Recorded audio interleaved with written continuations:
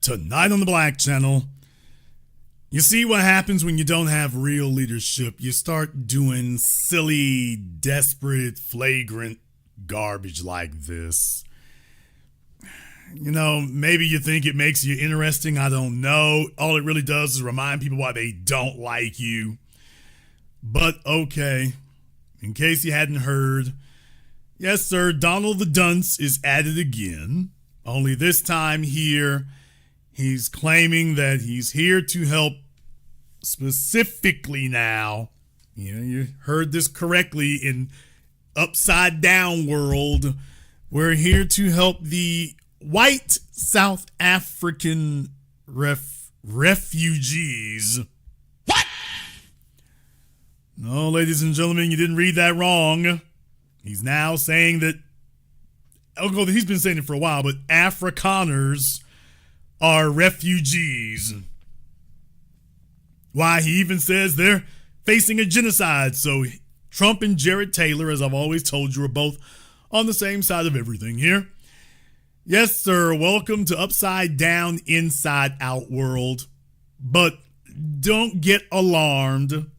Do not do that, because understand, it'd be different if you were dealing with somebody smart. You're not dealing with somebody smart. You're dealing with Donald Trump.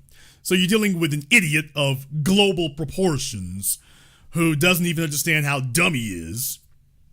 Now, it's not lost on me that Elon Musk, Afrikaner in charge in the government, it's not lost on me that Elon, of course, obviously you can see the hidden hand there behind it. But I don't think they're going to get the benefits that they were hoping for. As a matter of fact, I see this going in the opposite direction. So let's go ahead and just jump right into it. From ABC News, I want to go ahead and give you the article here so we can get all the details. Unfit for print. A flight carrying 59 refugees. Now, this is ABC using the word refugee.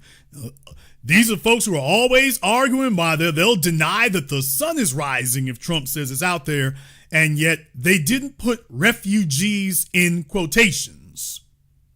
This is ABC now. They didn't put, with 3 reporters, didn't put the word refugees in quotations. No one said that there were any refugees in Africa, anywhere in South Africa, up until now, and there's ABC going right along with it. So please understand, don't deceive yourselves into thinking that there's some game of Mortal Kombat going on between ABC or the white corporate media and Donald Trump. Don't fool yourself into a moment into believing that. I've always told you that they are twin wings on the bird of white supremacy. Left wing, right wing, they're both wings on the same bird. And this is just proving it again. So a flight carrying 59 quote unquote alleged refugees from South Africa landed in the United States on Monday afternoon as the Trump administration insists that the expedited process for white South Africans to seek refuge in the United States has nothing to do with race. Right after they're going to tell you it has everything to do with race. So ABC or Trump is lying, or both. The South African refugees' arrival, notice they still don't put in quotations. The South African, quote, refugees' arrival also comes amid the administration's efforts to halt refugee programs from other countries.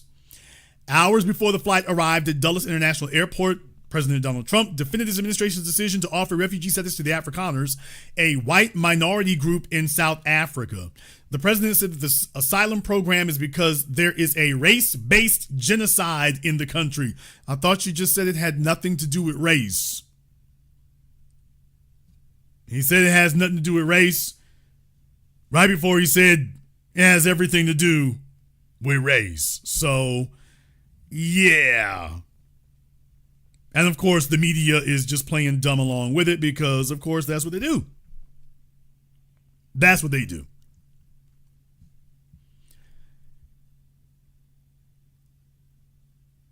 Quote, they happen to be white, but whether they're white or black makes no difference to me. But white farmers are being brutally killed and their land is being confiscated in South Africa. And the newspaper and media television don't even talk about it because it's not happening. Now, by the way, if it doesn't matter if they're white or black, then why is he not expediting the black refugees? Why is he not expediting them who've been there a lot longer? By the way, hey, dumb Donald, if it's not about race, why is it you're not doing it for, all the non-white ones who were there? You haven't given any sort of special dispensation for them, so why are you going out of your way here? So, look, if you have a white supremacist, of course, you prefer them to be honest rather than dishonest. So he was doing good right till he starts lying, which, of course, that's what white supremacy does. So the real thing, though, is do it out in the open, because he doesn't give I want folks to understand something. Donald Trump does not give a damn about the Republican Party. He plans on burning that damn thing down on his way out the door. I need you to remember that. He is not here to save or help the Republicans. He's here to save and help himself, but he plans on burning down the Republican Party on his way out the door. And I think they're just now starting to realize that that's really what's going to happen. So the Republican Civil War, I predict, will be in full swing in 2026. Mark my words, the Republican Civil War, when they lose the House, is going to break down into full-blown civil war between them, going directly at Trump and MAGA in 2026. Mark my words. They go on to say here that last week, White House Press Secretary Caroline Leavitt said that this group of South Africans, quote, has faced racial persecution. She also went on to claim their farmland is being taken away. However, a law passed by South Africa earlier this year does not allow land to be expropriated without an agreement with the owner. South Africa's government has pushed back, saying the allegations of discrimination are unfounded. Quote, the South Africa Police Service's statistics on farm-related crimes do not support allegations of violent crime targeted at farmers generally or any particular race, the South African government said in a statement last week. Quote, there are sufficient structures available within South Africa to address concerns of discrimination. Moreover, even if there are allegations of discrimination, it is our view that these do not meet the threshold of persecution required under domestic and international refugee law. Trump advisor Elon Musk has repeatedly talked about South Africa, his country of birth, on his social media account, saying that the country is anti-white. Coming from white supremacist Elon Musk, that just offends the sensibilities, if not shocks the conscience. Deputy Secretary of State Christopher Landau greeted a group of about 36 South Africans, many waving American flags, after they got off the plane at the airport in Northern Virginia. Asked about the administration's apparent prioritization of white South African refugees over others who are persecuted in their countries of origin, Landau hearkened back to the pause on refugee admissions that Trump implemented when he retook the White House. Quote, that pause, of course, was subject from the very beginning to exceptions where it was determined that this would be in the interest of the United States. Some of the criterion are making sure that refugees did not pose any challenge to our national security and that they can be assimilated easily into our country. All of these folks who have just come in today have been carefully vetted pursuant to our refugee standards, and whether or not the broader refugee programs for other people around the world will be lifted is still an ongoing consideration. So, white supremacy, plain and simple. White supremacy, plain and simple. And it would be different if you had competent people doing it. You've got an incompetent baboon doing it. There's the issue. Don't worry, folks. Don't worry. It gets better, okay? We're not up against strategic, smart people. You're up against buffoons and baboons. So don't worry. Jason's got a silver lining for you here. In March, Trump said that he would give some South African farmers and their families a pathway to citizenship. In the same month, the Trump administration kicked out the South African ambassador to the U.S. In February, Trump signed an executive order that froze all aid to South Africa. The South African government said in a statement that the order, quote, lacks factual accuracy and fails to recognize South Africa's profound and painful history of colonialism and apartheid. Quote, it is ironic that the executive order makes provision for refugee status in the U.S. for a group in South Africa that remains among the most economically privileged, while vulnerable people in the U.S. from other parts of the world are being deported and denied asylum despite real hardship, the South African government said in a statement. The Trump administration quickly gave Afrikaners applications the green light, while it has paused refugee programs from other countries, including Afghanistan. Why are we singling out Afghanistan? What the hell's wrong with you? Never mind, it's ABC and the clumsy media. So you have that right there. So they're unhappy about that. Let me go ahead and jump over here to the Hill. First group of white South Africans arrives in the U.S. as, quote, refugees. The first group of white South Africans arrived in the United States on Monday, the State Department announced, following the prioritization of Afrikaner refugee resettlement program. State spokesperson Tammy Bruce argued in a statement that the group is vulnerable and facing unjust racial discrimination in South Africa, saying taking them in is an action to protect victims of racial discrimination. Quote, no one should have to fear having their property seized without compensation or becoming the victim of violent attacks because of their ethnicity. In the coming months, we will continue to welcome more Afrikaner refugees and help them rebuild their lives in our great country, Bruce said. The first plane carrying 49 Afrikaners, 49, okay, your mileage may vary, who are a white ethnic minority in South Africa. Ethnic? White's not an ethnicity. So, by the way, folks, white's not an ethnicity. These are the people who write these articles, and the White House and their clown car that's part of their State Department, talking about an ethnic group. They're not an ethnic group. They're a racial group, not an ethnicity. There is no such thing as a white South African. That's not an ethnic group. These were Dutch colonialists. This is not your ethnicity. You are not part of the native population. You are not an ethnic group, and there's a slight difference in culture. You're part of colonialists who invaded in the nation. You are not an ethnic group. You're a completely different race. And regardless, you're a different racial group, but this is not an ethnicity. So please understand, from the media to the meathead White House, this is the level of intellect that you're dealing with here. The first plane carrying 49 Afrikaners, who are a white minority in South Africa, landed at Washington Dulles International Airport on Monday morning, the New York Times reported. President Trump defended granting refugee status to Afrikaner refugees after halting refugee admissions for others seeking escape from violence or famine in countries such as Sudan and Afghanistan. Quote, because they're being killed and we don't want to see people being killed, the president said. Now, please understand, I want y'all to know they're going to give you some numbers before this article is over. They're going to give you some numbers before this article is over. But by the way, if you're worried about people being killed, there's a whole lot of other folk being killed in other places. And he's told them, yeah, you sit on the outside over there.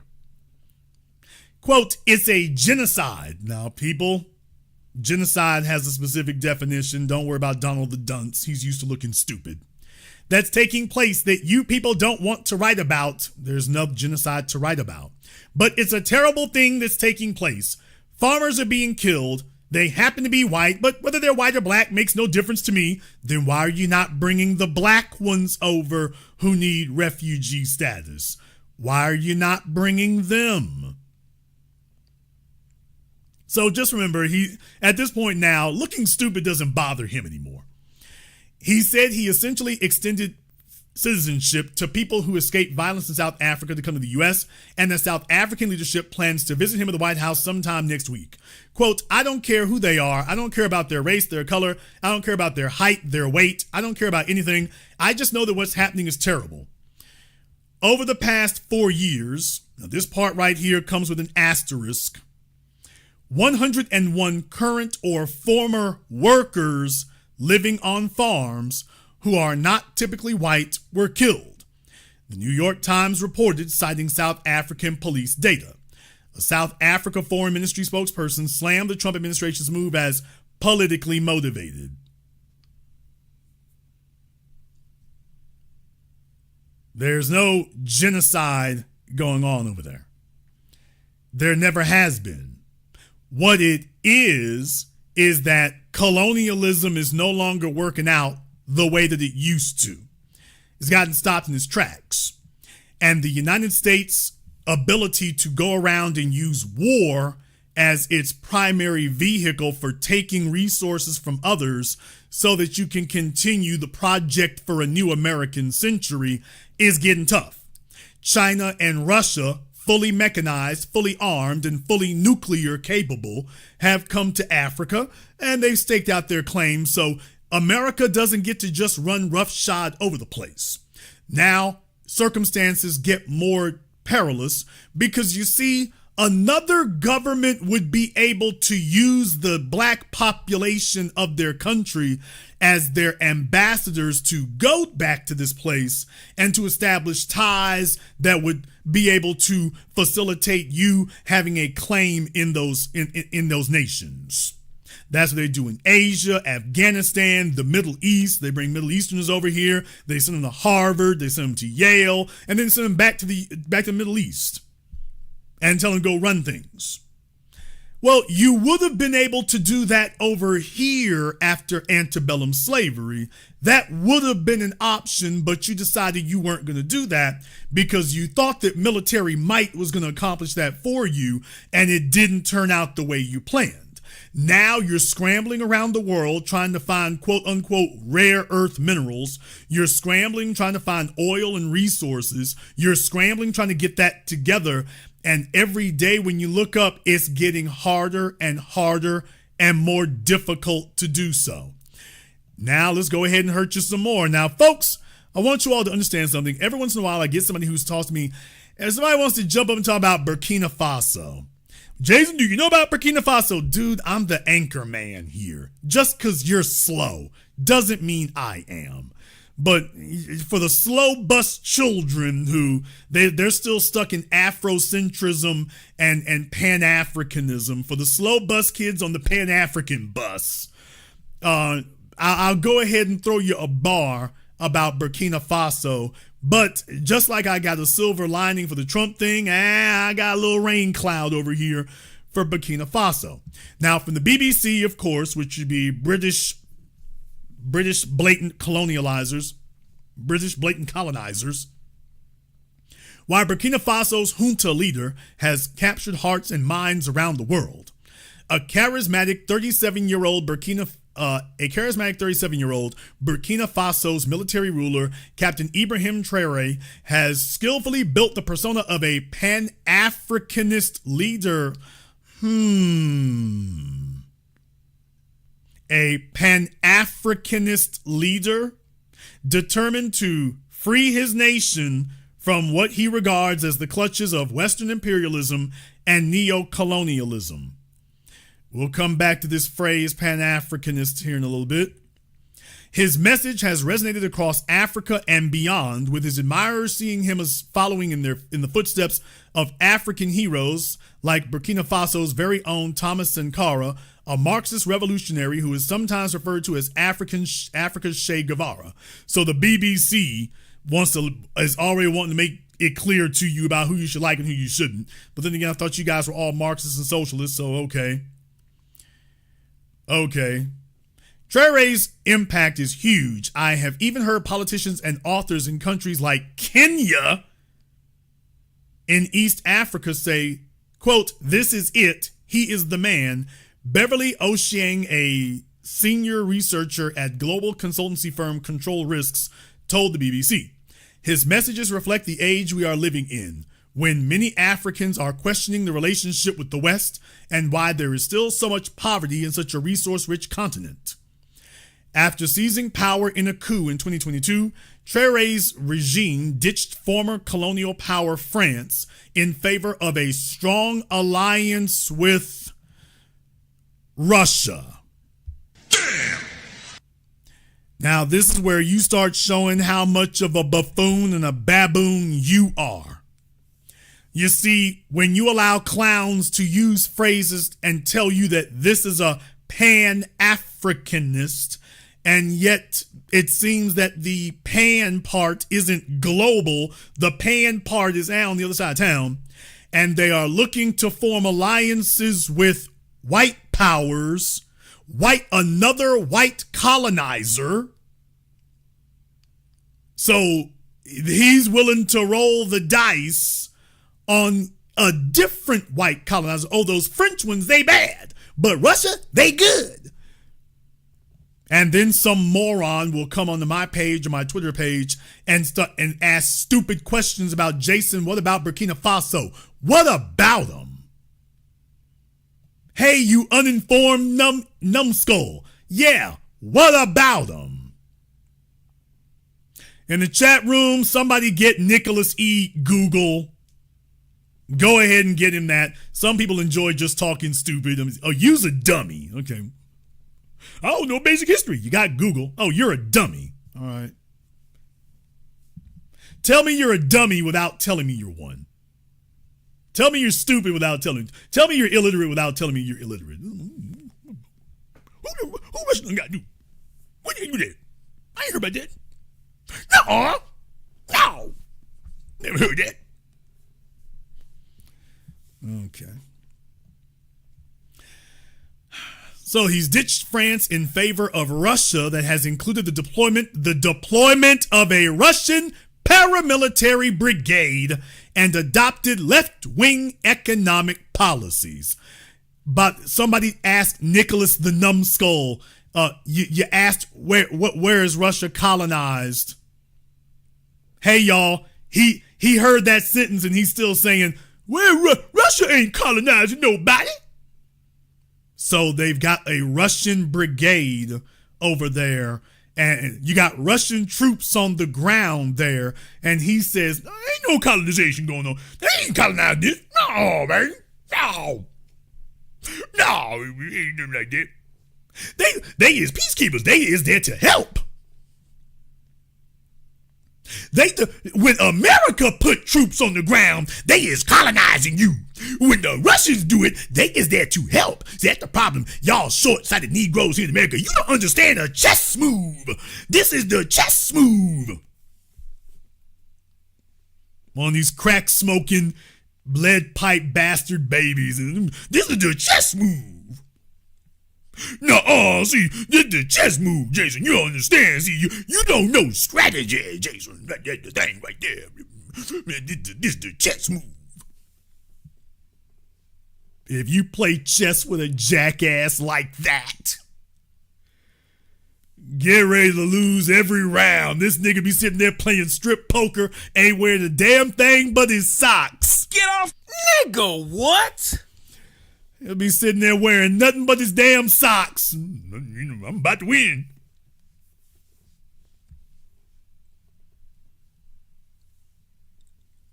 Russia ain't running nothing.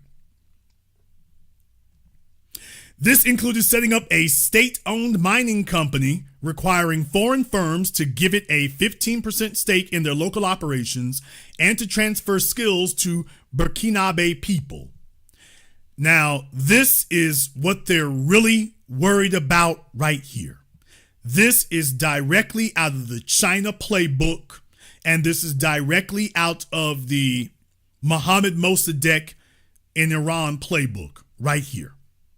Something that I've been talking about now for decades, said this for decades, but you got to understand in Africa, they're looking for a white ass to kiss. So they don't want to remove white control. They're desperate for white acceptance. So they're fighting to get the white colonialists to accept them. Well, Mohammed Mossadegh didn't want to be accepted. He wanted power. And he wanted his people to have control of themselves. So nationalizing these firms and nationalizing the resources, yeah, that's what I've been saying that for decades. The rule also applied to Russian miner Nordgold, which was given a license in late April for its latest investment in Burkina Faso's gold industry. As part of what Traoré calls a revolution to ensure Burkina Faso benefits from its mineral wealth, the junta is also building a gold refinery and establishing national gold reserves for the first time in the nation's history. Why is the BBC so offended at this? The BBC is terribly offended at this. Why? Why are they so offended? Because of this next sentence. However, Western-owned firms appear to be facing a tough time, with Australia-headquartered Sarama Resources launching arbitration proceedings against Burkina Faso in late 2024 following the withdrawal of an exploration license. The junta has also nationalized 2 gold mines previously owned by a London-listed firm and said last month that it planned to take control of more foreign-owned mines. Oh, man. So this is right out of the Mohammed Mossadegh playbook that I talked about here on the Black Channel going on 2 decades now. This is not new. This is not novel. This is not the first time. And oh yeah, what did they do? They imprisoned, i.e. killed, Mohammed Mossadegh. Yeah, when you start doing this, things get rough. Things get rough when you start doing this. So watch out for it. By the way, in the chat room, Abnormal Norman, so glad you have jumped in there. Let me go ahead and fire up the Zoom. So glad that you are here to teach everyone. Let's go ahead and get the Zoom up here for you, since he is here to educate us all that they are not being colonized. Russia is the good guys. No, ain't no colonization. Russia is the good guys. That's right here. Y'all suicide Negroes over there. Y'all don't understand what winning it look like. Okay, well, we're going to give you an opportunity here to go ahead and weigh in, and you can go ahead and educate us all on what exactly it is that we don't understand, the good side of Russia's presence in Burkina Faso with their troops. Yeah, they didn't just come there talking about we want a gold mine. They also said, by the way, we need to put some soldiers on the ground too. Well, this is everything that every colonial power has done. France, Spain, America, Britain. He's telling you that Russia's doing the exact same thing, but this time it's different. It's different this time. It's not the same. It's different. No. See, they're doing the exact same thing all the others did, but this time it's different. These are good soldiers this time. These foreign white soldiers are good ones. Wait, didn't you say the French soldiers were good ones too? Yeah, but that went bad. But this time it's actually good, though. It's good. It's good this time. In the chat room, Lily, not really sure who you're referring to. I'm wondering if that's a serious statement. If you're being sarcastic, you need to say something, because that doesn't sound quite right. That doesn't sound quite right. So let's find out what Lily means by that. The link to the Zoom is at the top of the chat room there. So Abnormal Norman, you need to go ahead and click on that. Sit back, smile, and dial. And you will have your opportunity to go ahead and weigh into everyone. You've made a statement here. If you really want to make yourself look ultra stupid, then just show everybody that you can't defend what you said, so I don't have to tear it down. You're going to do it. If you can actually substantiate it, well, this would be your opportunity to do so. If you can't, then what you're going to do next is be like, interesting. Go ahead and go. I was reading in the book somewhere. Alex Jones wrote the book. Alex Jones wrote the book and told me these are good ones right here. These are good ones.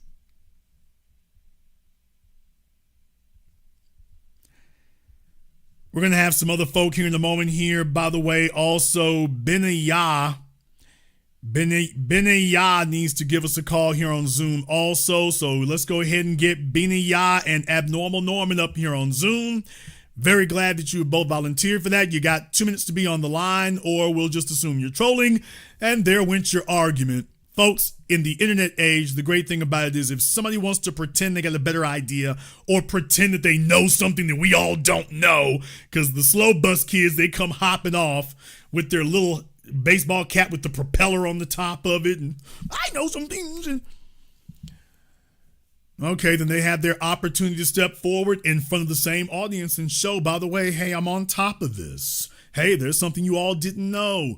They should be able to do it, but it goes bad. It goes bad quick. Look, you still got some clowns sitting back in the damn 1960s. They think we're still talking about Paul Robeson. Russians is good. See, the real problem is America bad, but the Russians is good though. The rest of y'all don't understand. The Russians is actually good. The rest of them white colonizers, they bad, but Russia good though. Don't you be talking about my Russia now. Russia right. Russia right. Sometimes you gotta remember that the slow bus sometimes doesn't stop when the kids try to jump off of it. Y'all know that little dumb bastard when you were kids? He hopped off the damn bus before the doors fully opened, fell on the damn ground. Y'all remember him? You're there on the school bus and this little stupid bastard won't wait till the bus comes to a complete stop. He's hopping off of it. He falls, he hits the ground, he's rolling. Y'all remember him? Yeah, he grew up and read a couple of books. Halfway read, like, or dudes who fresh out the joint. I'm right here. Assalamu alaikum and Russia good. Come back and talk to him, and you think you got somebody really smart, and then they start talking. Why are you making fun of us? I'm not making fun of you. You're making fun of yourselves. It goes on to say here that Enoch Randy Akins, a researcher at South Africa's Institute for Security Studies, told the BBC that Traore's radical reforms had increased his popularity in Africa. Folks, please look up the definition of Pan-African. Please look up the definition of Pan-African. Apparently, their definition of Pan-African starts and stops in Africa. Okay. Quote, he is now arguably Africa's most popular, if not favorite, president, Mr. Akins said. His popularity has been fueled through social media, including many misleading posts intended to bolster his revolutionary image. No yellow journalism from the BBC here. No biased journalism here at all. None. AI-generated videos of music stars like R. Kelly, Rihanna, Justin Bieber, and Beyonce are seen immortalizing him through song, though they have done nothing of the sort. Then why are you putting this in here? Why does he mention R. Kelly? I mean, Rupert Murdoch made these people think that talking stupid like Trump decades ago, because the BBC really started this, but Rupert Murdoch got the BBC, Britain by way of Australia. They got them saying all this stuff here, and when you are so biased and so prejudiced in what you're saying that you just go over the top with it, it makes you entertaining, but it also makes you completely non-credible and unbelievable. We can't take you seriously. So you're trying to color people's perspective and color their sentiments about it, yeah, but you're so blatantly biased that no, we can't really take your word for it. Ms. Oshieng said that Traoré first caught the attention of Africans when he spoke at the Russia-Africa Summit in 2023, telling African leaders to, quote, stop behaving like puppets who dance every time the imperialists pull the strings. This speech was heavily publicized by Russian media, which has become a major player in promoting Traoré's Pan-Africanist image. Traoré attended commemorations in Russia last week to mark the 80th anniversary of the Soviet victory over Nazi Germany in World War II. He posted on X that he, along with military leaders from neighboring Mali and Niger, were inspired by it, quote, to winning the war against terrorism and imperialism at all costs.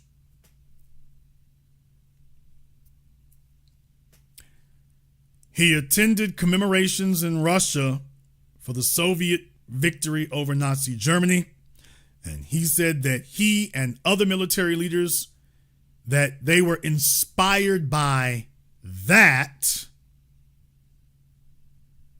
to winning the war against terrorism and imperialism at all costs. Thanks to his rhetoric and pushed by a slick social media campaign, they talking like he's got Madison Avenue consultants here. Slick social media campaign. It's 3 kids at an internet cafe somewhere. His appeal has spread around the world, including among African Americans and Black Britons, Ms. Oshiangs noted. Quote, everyone who has experienced racism, colonialism, and slavery can relate to his messages. This is not true. That is a false statement. Speak for your damn self, ma'am. That is a false statement. There's a reason why I'm saying that with the necessary vigor in there. That's a false statement, ma'am. Pointing out that African-American rapper Meek Mill Nigga, what? had posted about him on X late last year, saying how much he liked his energy and heart, though he was ridiculed for mixing up names by referring to Traoré as Burkina Faso, and later deleted the post. Okay. But France's president is not a fan. We'll take a look at the BBC being the press secretary for France. But of course, when you're talking about the British Commonwealth, okay. Describing Traoré as part of a Baroque alliance between self-proclaimed Pan-Africans and neo-imperialists. Self-proclaimed? Who is the authority that we're supposed to go to that France recognizes so that you are an official Pan-Africanist, by the way? Okay, well, you're self-proclaimed. Okay, well, who is it that would certify us as Pan-Africanists that you acknowledge France? Okay, if self-proclaimed, okay, well, who's the official legitimate agency that certifies that you're a legitimate Pan-Africanist?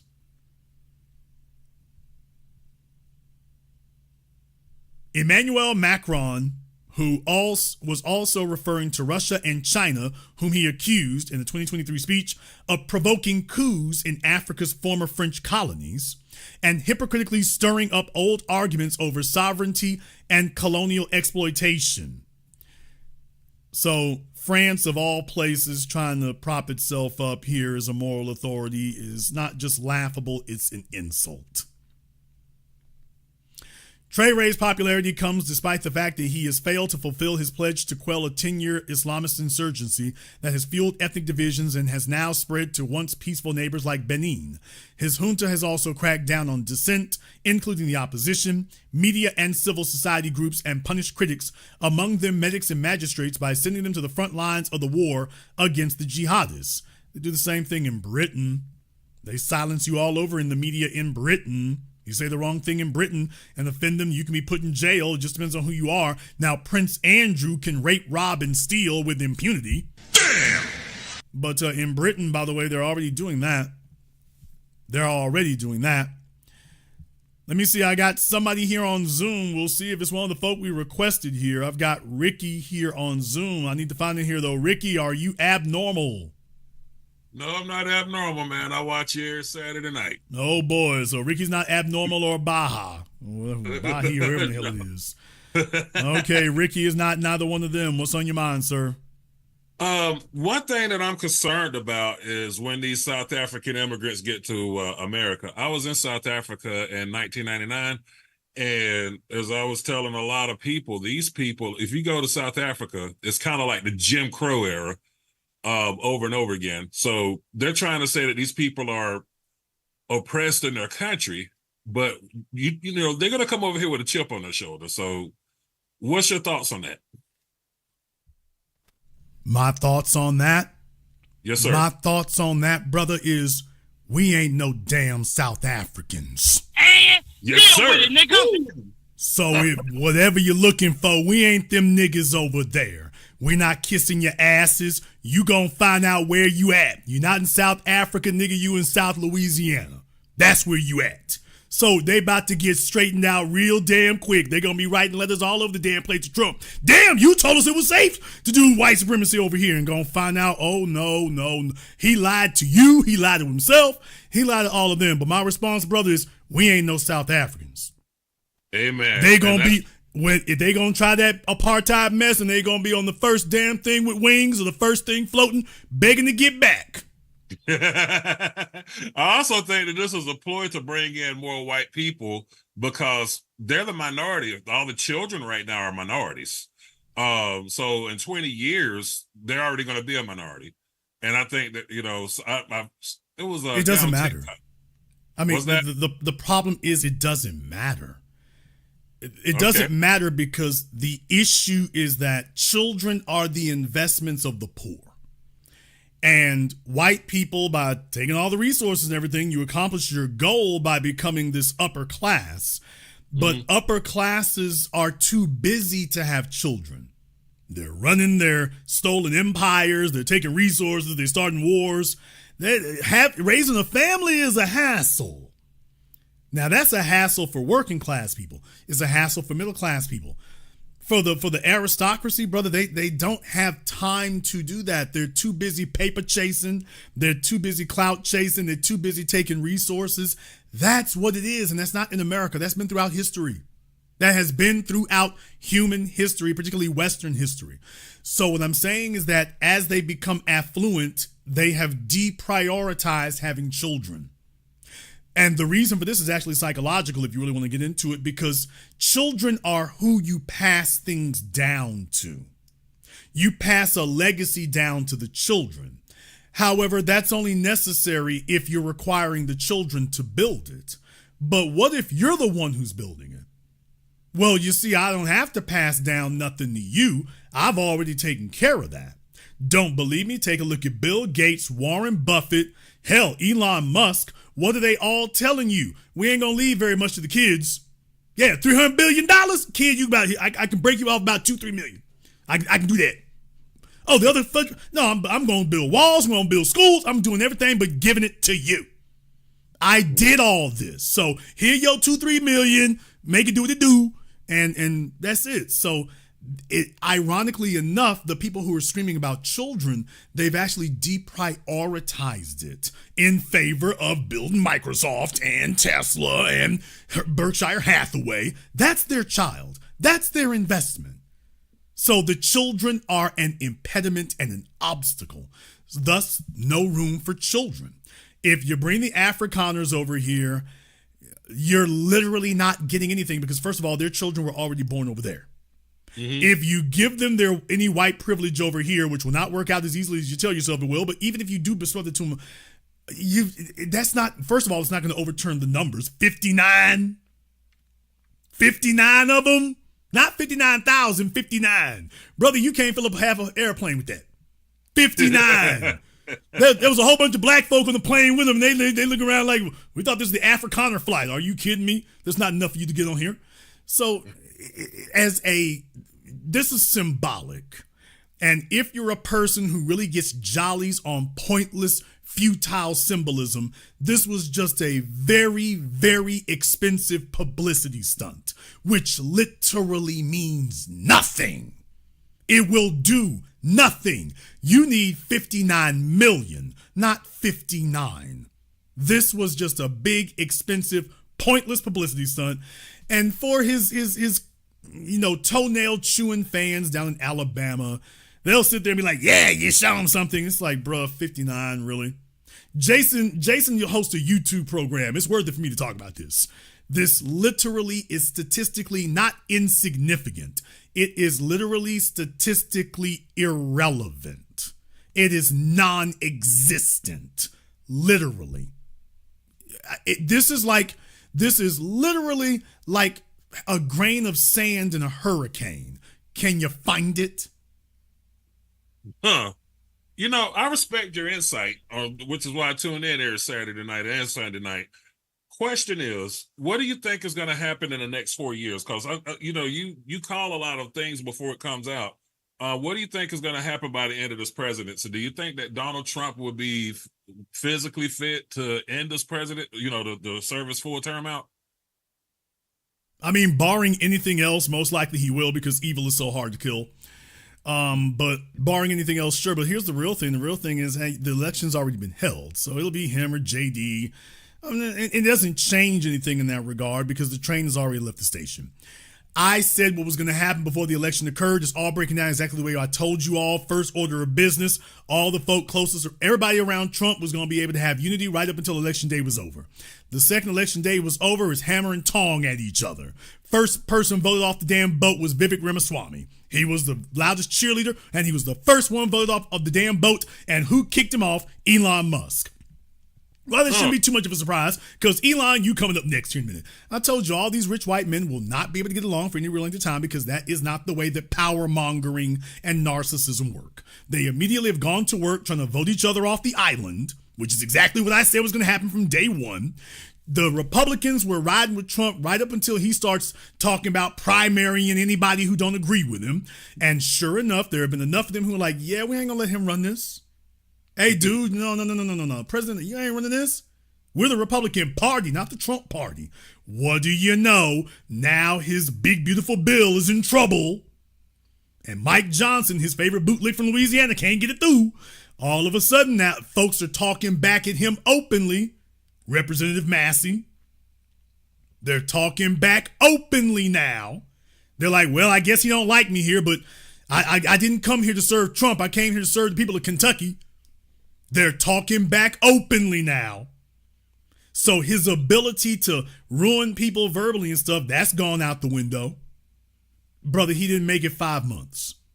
So I'm just letting y'all know, it's all very entertaining. But if we were going for television ratings, he'd be president for life. This is politics. Dude, you're already crashing and burning. So enjoy it while it was. It was very entertaining. The only reason that he's more effective is because the Democrats are such a damn crap show over there. They are just such a disorganized group of ants wandering around. That's the only reason that we're taking any of this serious, that we're even acknowledging any of this, because the Democrats are basically not a party right now. They're basically not a political party. They're already going off after David Hogg. He was the only one who talked about doing something that might help. And of course, the Democrats can't agree on anything except to gang up on him. So Donald Trump can stay where he at. David Hogg got to go. Okay.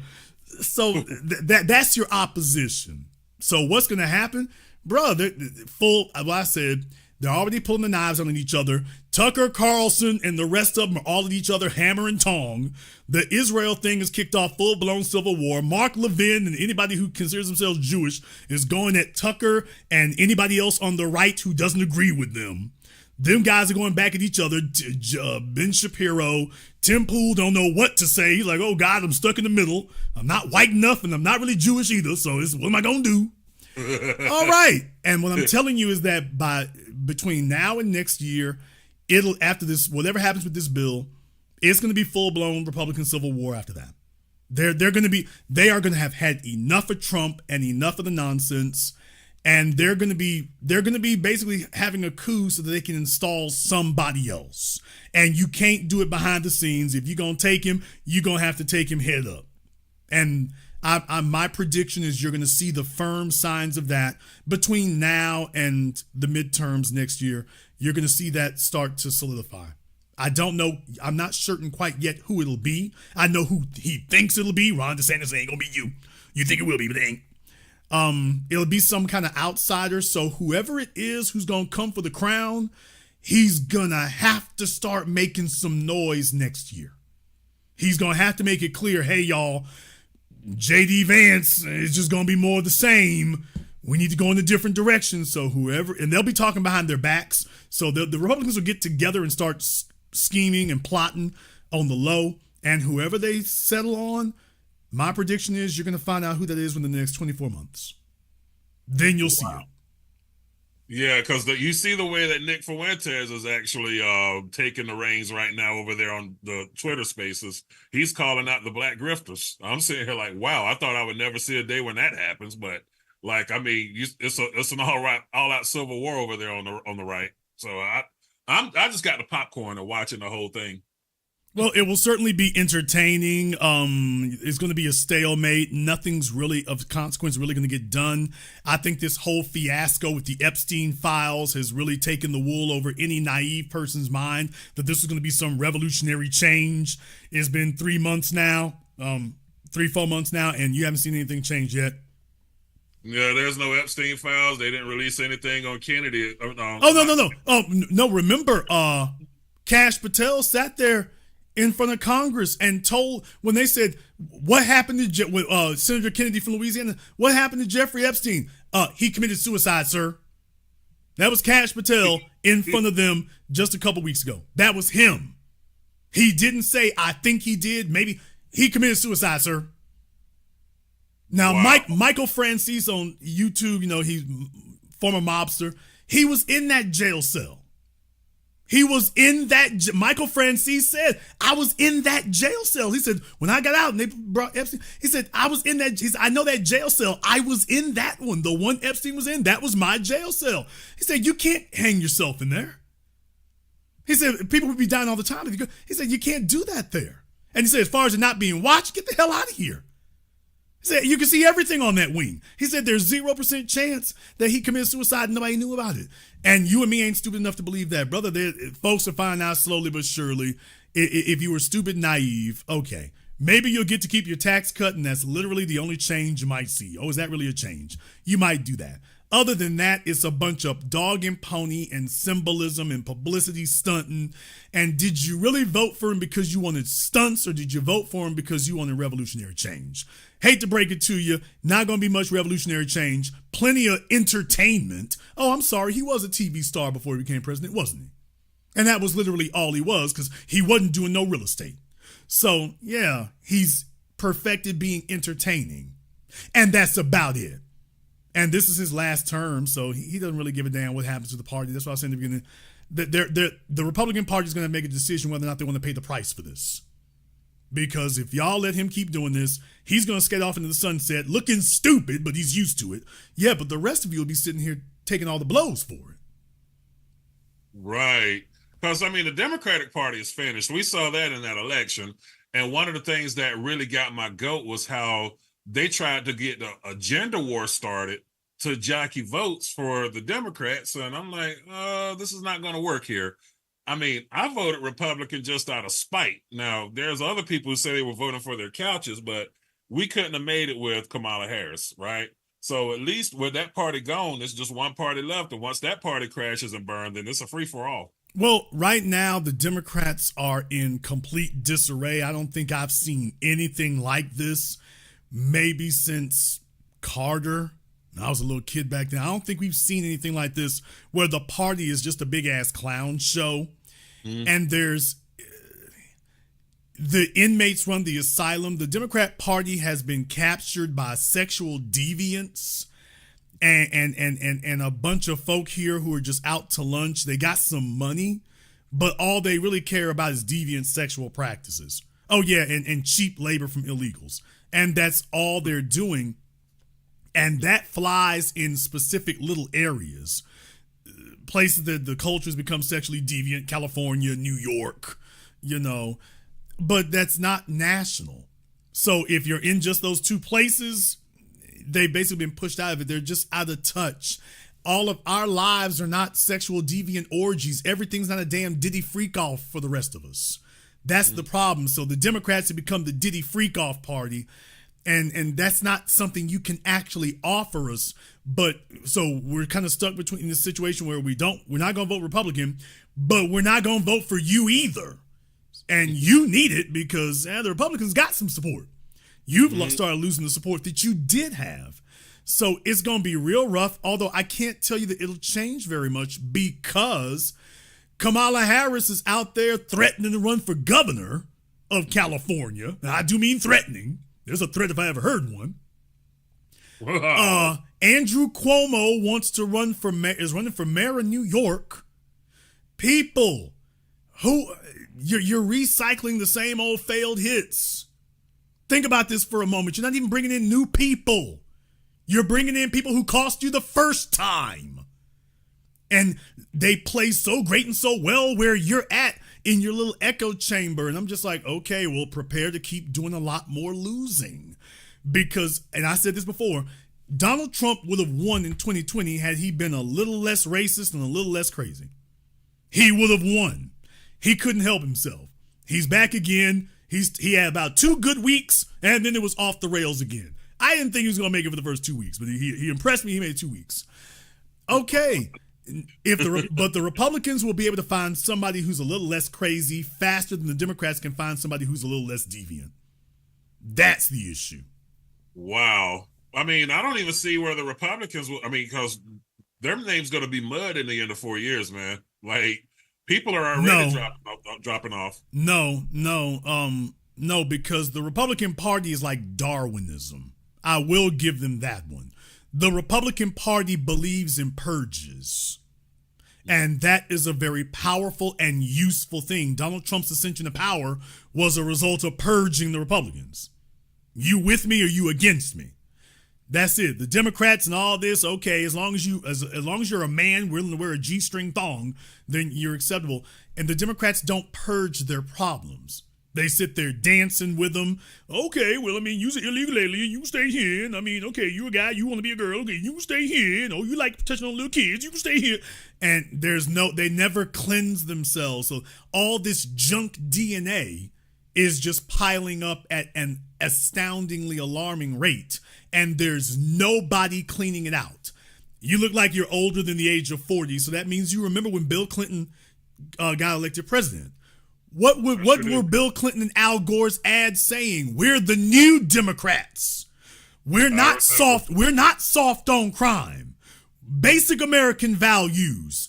Yeah, they knew what the hell it was. James Carville was Bill Clinton's man. Who's the one doing most complaining today? James Carville. He's like, hey, this wasn't what got us where we were at. You guys have lost the damn plot. So the only thing that will save the Democrats or the Republicans is somebody like that. If the Democrats did have somebody like that, it could happen. But here's the issue. In American politics, the political parties, particularly the Democrats, they're not going to support you unless you're already a sexual deviant and they got dirt on you. Oh. So you don't end up with your best and brightest. You end up with your dumbest and densest and deviant. Those are the only ones they want to support. Well, okay, that doesn't fly nationally. Among the Republicans, at least there's something resembling natural selection. So I think the Republicans will have an easier time dumping crazy than the Democrats will dumping deviant because they're just married to it. The Democrats are saying to themselves that the only mistake they made in 2024 was not moving Joe Biden sooner. They're saying that's the only mistake they made. That was it. The policies weren't a problem. Just that. My question was, how did Joe Biden get to the point where he could actually run up against Donald Trump? I mean, you had Trump and you had Biden, right? Biden was like already in a demented state back then. And then they said Jim Clyburn was the one who actually pushed Biden to the forefront. And I'm thinking to myself, how did Jim Clyburn get that kind of clout? I mean, because of the primaries and when South Carolina is scheduled. Yeah, that's where I'm at, by the way. So South Carolina. Between Iowa and South Carolina, that's the real sweet spot for the Democrats when they're in the primaries for president, between caucuses in Iowa and then South Carolina, because South Carolina is their bellwether for quote unquote the black vote and what that's going to do going forward. So Iowa is the white vote in middle America. It's not New York, it's not California. And South Carolina, by the time you get there, that gives you an idea where the black vote's going to go. Yeah, and it's kind of crazy down here because it's kind of the blue votes, they're like in different parts of the state. Like you got Charleston, and then you got the upstate, and then you've got out there towards like Myrtle Beach and whatnot. Those are where the blue areas are. So it was amazing to me that Biden could actually make it in the state. I don't know. Like, no, brother, this is party politics. They are not elected, they're selected. So Joe Biden went behind the scenes like everybody else there. So, okay, they saw who the field was. He came out last after he had made the deals with everybody that they're going to support him. So the Jim Clyburn support did not come later. That comes first. You don't get that by coming later. He's not guessing his way through this. Nancy Pelosi and all the rest of them. What Joe Biden had told them, and they've admitted this now. I told y'all this last year. They've admitted it now. That Joe Biden, when he came to them in 2020, he told them the reason why he was last, okay, I'm only going to serve for one term. I'm not going to serve for 2. This is just so we can stop Donald Trump, and then we're going to have a primary and find somebody else to take over. I'm only going to serve 1 term. And all of them were like, okay, Joe, don't try that bull jive. You got 1 term. And then after the 2022 midterms in the middle of the pandemic, he was supposed to already be moving towards, okay, this is going to be who's going to take over. They realized they were in trouble then when he's still going on and on about the pandemic and not moving. He did that interview, I don't remember 60 Minutes, whoever it was, where he said, well, I was going to step down, but when I got in there, I saw that Trump had made such a mess and it was such a big problem. I just couldn't just get up and leave like that. And that's when he was throwing them the damn curveball. Nancy Pelosi called him up like, hey, nigga, what you doing? Hey, you know what you said. Hey, bruh. And he like, well, Nancy, I'm in here now. I'm running this thing, so I think you need to get on board now that I really think about it. You need to be getting on board with it. And Nancy calls up Barack Obama, and they're like, you see what he doing? And Barack's like, I don't know we can do nothing about it yet, but keep an eye on it. We might get an opening. They finally got their opening in 2024, in the summer of 2024 at the June debate. That was when they got their opening. And they got together with George Clooney, who is not elected and doesn't have to worry about keeping his political seat because he's not a politician. He's very well known, but he ain't running for nothing. So the political damage to him, political, is limited. Social, unlimited. Political, limited. And they were like, George, we need you, or do you want to spell out these photographs? So that's how they do things in Hollywood. And I told y'all, George Clooney the folk with the money told Clooney, hey, somebody got to do something and it's going to be you. He goes out and does that. And behind the scenes, I said back then, y'all go, they came out later and said that everything I said was correct. Nancy Pelosi and friends told him, you need to step down because of what you said. And if worse comes to worse, we're going to 25th Amendment you. And he's like, nah, y'all ain't going to do that. And she's like, want to bet? And so they applied the pressure across the board. And then finally, I'm like, they made the little deal. Okay, Joe, we got some folk going to throw you a bag, but you got to go. And that was what happened. So by the time they could get him the hell up out of there, it was too late. The course was already set, and Kamala's not good enough to carry this thing. So by the time they did get a chance to do something, it was too damn late. Oh. Now, do you think that the NAACP will use people like Roly Poly Martin in the future? Or, I mean, the Democratic Party use the NAACP, Roly Poly Martin, the rest of that, ilk to try to regain power? Because what I'm thinking is if they try to regain the black vote, I think they're going to come to people like the new black media. No, that's never going to happen. Yeah, No, because the issue here is that I don't have a problem. Understand something. I understand politics. Politics not about no damn friends. I got friends. Ain't none of them politicians. If I wanted a friend, I damn sure ain't going to Capitol Hill for one. Not going to Baton Rouge. Not going to Austin, Texas. I'm not going to anybody's capital state, federal capital. No, if I want a friend, that's the last damn place I'm going. I did not come here to find a buddy. I came here to solidify power and resources for my people. That's what I'm here for. All else walks, period. That's the way you do that. That's the only thing I'm interested in. But that's not what they want. They're like, oh, well, I'll be damned. This nigga ain't here to get bought off. Because, see, we're not here to give you what you... It's like what Malcolm X said. They hear you crying out like a baby for freedom, justice, and equality. And they know they can't give that to you. Because that will change everything. Brother, the power players in Washington... Trump just went to the Middle East and damn it signed a multi-billion-dollar deal for damn me Boeing. This is the president of the United States going over there to the Middle East so they can go buy more Boeing airplanes that's falling out the damn sky and missing their damn doors. Now, you and me can't get these folk to get a congressman to answer the phone, but there's a president of the United States sitting over there in the Middle East signing contracts for Boeing. For Boeing. In the middle, and it's an American company. For Boeing, so Boeing can sell more of their junk planes. For Boeing. Okay, brother, you and me ain't gonna do that? If you and me get in the position to influence, we steering money somewhere. Damn sure ain't going to Boeing. No. So Boeing is like, yeah, anybody but you. We'll vote for anybody except you. No. Microphone for anyone except you, brother. There's a whole bunch of them like that, bro. GE is really the biggest defense contractor in the world. Raytheon, I'm just talking about that kind of stuff. There's a bunch of folk eating from the trough, bro. There's a bunch of people eating from the trough, and all they see from you is that you're going to change all of that. Oh, hell no. Which makes me wonder, how is it that Elon Musk, nobody's calling Elon Musk out. He holds a defense contract, but he's working in government. No, they've been calling him out left, right, and center. That's your ass.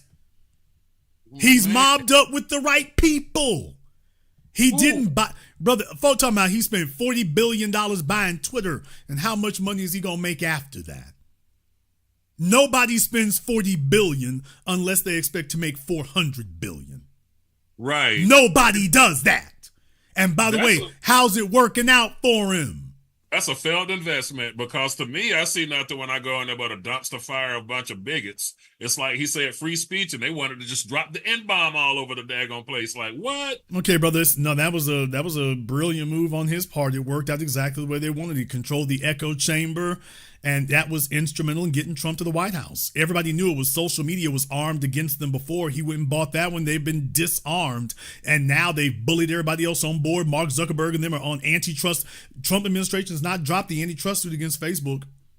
Them, Google, they're still going at them right now. Biden started it. Trump and friends are still pursuing it today. Yeah. Mark Zuckerberg at the White House and coordination, every damn thing else. Yeah, get your ass up here to the courthouse, because we still going at you. The Justice Department is still going at you. Change of administration, same old song. So yeah, he's bringing everybody to heel while he still can. And as far as Twitter is concerned, that was that worked out perfectly what they wanted. It controlled the national conversation. Twitter is where people go to get their news. They don't go to CNN. They don't go to Facebook. They don't go to YouTube. They go to Twitter for that. They want it quick. They want it in soundbite. They wanted that. And Elon, with having control of it, that was it. You got the election now. Now, I don't know if Twitter's going to have that kind of control in 20 years, but I know it has it today. And that was it. And what are we going to do? Okay, I'm going to spend $40 billion. It doesn't really matter what happens so long as it achieves its goal. Now that it's achieved its goal, great. Now let me get that $100 billion contract for SpaceX and whatever else we doing over here. Let me get that. Now that we done finished that, let me get that. Oh yeah, by the way, we going to Mars. He don't give a damn where you Mars, Jupiter, Pluto, Safeway. We don't give a damn where the rocket's supposed to be going. I need to get that $100 billion. And what I'm telling you is, before it's over, it won't be $100 billion. It'll probably be $200 or $300 billion before it's over. That's just the down payment. Because basically he's got a blank check. So as time goes on, those numbers are going to keep inflating. That's what this was about. So he's bought himself a level of access that you simply cannot get elected-wise. You can't get that. Wow. So he pretty much bought the daggone government then. Dude, that's smart. Huh. He bought a president before they got there. He don't give a damn what Trump talking about. Let me get what I'm supposed to get. The Democrats ain't going to break it off like that. And by the way, even with the Democrats, that's a middleman. Elon is like, yeah, why don't you just give me a seat up there in the White House? Why don't you just do that? Yeah, I don't need a middleman or a liaison. Just give me an office down the hall from you. Let's cut to the chase. Give me an office down the hall. What'd they do? They gave him an office down the hall. Huh. Brother, am I supposed to be mad at that? That's what the hell you supposed to do. Jason, you said that's what the hell you're supposed to do. And deal with it, nigga. Brother, you got all these black folk out here getting hemmed up by the authorities and Diddy's own damn me trial, sitting up here. Sean Combs must have spent what? $50, $100 million on hoes, sluts, and partying up for the last 3 damn decades. You know what he's wishing today? He's wishing he had bought a couple of mayors and judges. That's what he's wishing he had bought a few congressmen, a few less whores, and a few more congressmen. That's what he's wishing he had done. Rock the vote me ass. Choose one of them. And brother, I can go down the list. Bill Cosby. Bill, a few less whores and a few more district attorneys. Oh, that'll help the rest of y'all. I don't have to do none of that. I'm Bill Cosby. If something come up, I'll use my money after the fact. How the hell's that working out? How'd that work out? See, this is where they get confused. They think if they get enough money, they will buy their way immunity from the system after the fact. You can't buy immunity after the fact, or at least if you do, that's the most expensive immunity there is. If you're smart, you buy control before anybody even comes after you. It's like, ain't nobody coming after me. I put all those people where they are. I put them where they are, brother. State houses for sale. The damn Chinese over here buying politicians. Negroes sitting over here looking stupid and bug-eyed. Them folk over there buying politicians over there from overseas.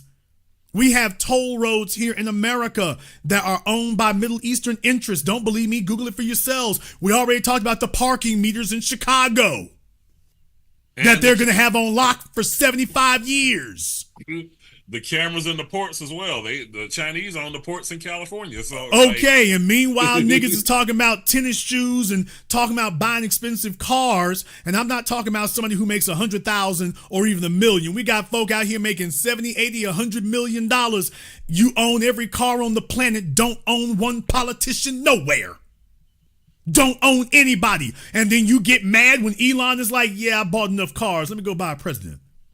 Now, we're going to get mad at him because he's decided his money is worth more than that? Oh, yeah, and he got the hose. Okay, he got what, 12 kids by 5 or 6 different women? Yep. That one up there in New York, she's a white single mom who is just, she done had a baby by one fella and then got one by Elon, so I don't know what she doing to these fellas, but she got them sprung. Okay, so Elon is doing the same damn thing Diddy was doing, but he held a little money to the side. Let me go buy a president right quick. That's the only difference, brother. He said, let me go buy a politician. And the rest of them are like, man, I can spend that money at the SLS hotel. Okay. All right. Popping crisp and what is it? Lexus and Audis and whatnot, and diamonds and can't put aside $1 million to buy a politician, so that you won't be in this situation to begin with. Now, that's the only difference is Elon could be bothered to do it. The other folks sitting around here just, man, eat, drink, be merry, and die young. Okay, well, they're going to have you covered then. Thank you very much for giving us a call tonight. You can play silly if you want to. I'm supposed to be mad at Elon because he's invested in a politician? So there ain't nobody coming after him. Who the hell gonna come after Elon? He owns the Justice Department. And deal with it. Who's coming for him? They have stacked the cabinet with flunkies and henchmen. And that's what you're supposed to do. That's what you're supposed to do. You're supposed to do that right there. They got you sitting up here talking about praying for salvation and praying that things turn out all right. You're not supposed to be praying it turns out all right. You're supposed to make it all right. Oh, they is bad for doing that right there. That is not honest and honorable. And they're in charge. This is a misuse of power. There's no such damn thing. You either use power or you don't use it. If you've got power and you refuse to use it, then how the hell you gonna get mad at somebody else who they'll actually use it? Yeah, he's a white supremacist and a scum-sucking bastard. He damn sure is. Oh yeah, and him and the PayPal mafia could be bothered to do something more than chase wall-to-wall endless endless hoes. They could be bothered to do more than just that. Elon's got his super yacht. He's got his mega expensive cars. He's got his 15 houses. He's got his high flying and Ric Flair, limousine driving, Lear jet flying. He got hoes in different time zones. What? And he still kept 40 billion of them things to buy a president. Yes, so he can continue doing it. And I'm supposed to feel sad up here because these other folks, I mean, they got 100 million, but dude, you could at least buy a damn city council. You could at least buy a city council, man. What are we doing? What are we doing? You about to be the richest nigga in federal prison. Talking about what Elon shouldn't be doing and malfeasance and misuse of government funds. Okay, what did you buy? He bought the president. That's it. It's legal now. It's legal now. No, we're spending a little bit more time following the damn playbook. $100 million, you're supposed to be owning whole city councils. Chicago, Detroit, New York. You're supposed to be running that whole damn thing.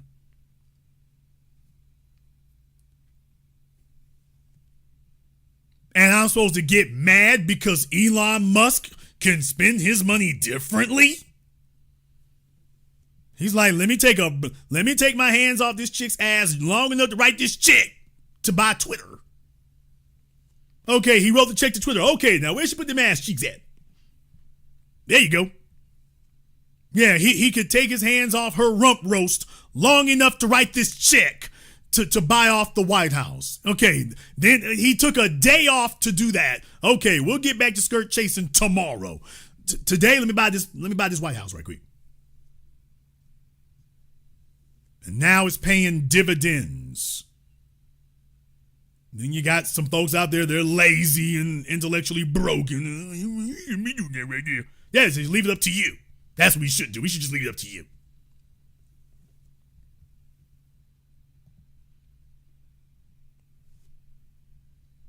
That's what you're supposed to do. When you have power, you're supposed to use it. You're supposed to leverage it. You're supposed to spend that. That's what you're supposed to do.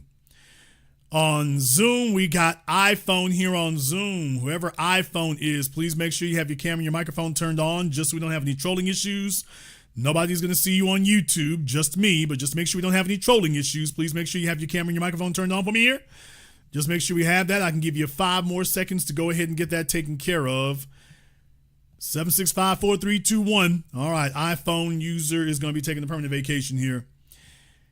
Folks, please understand, I'm not with the rest of these folk out here who just be saying things to say things. I don't do any of that garbage right there. I keep it real with you and keep it straight on the bricks. People are going to exercise power, folks. They're going to exercise power. They don't see any virtue in being powerless.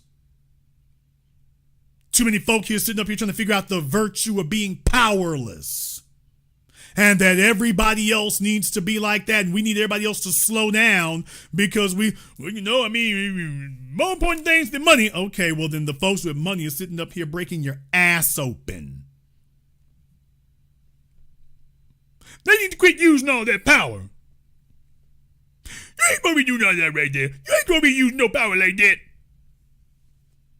That's what the hell we get from the lead pipe babies.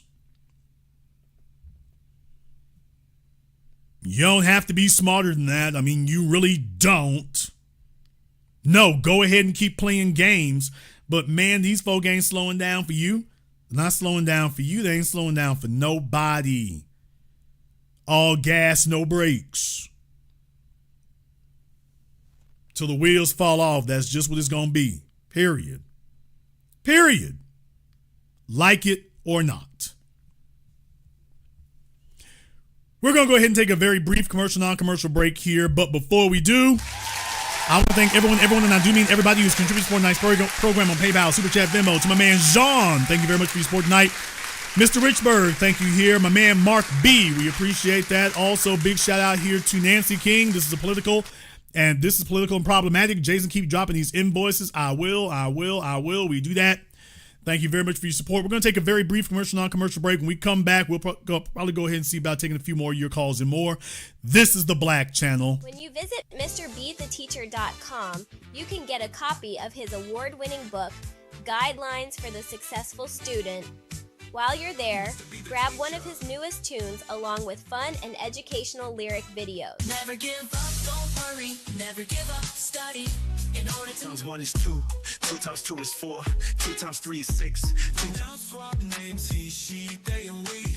Simplify the daddy divides as the father and guide. Money multiplies and shares on what they buy.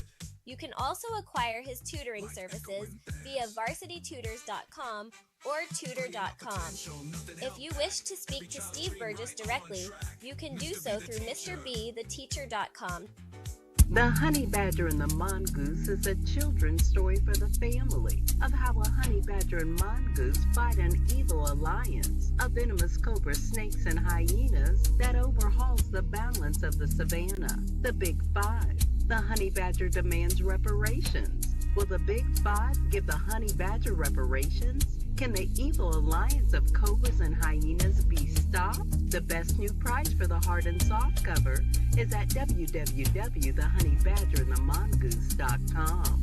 You can also find this book at Amazon, Audible, and Kindle.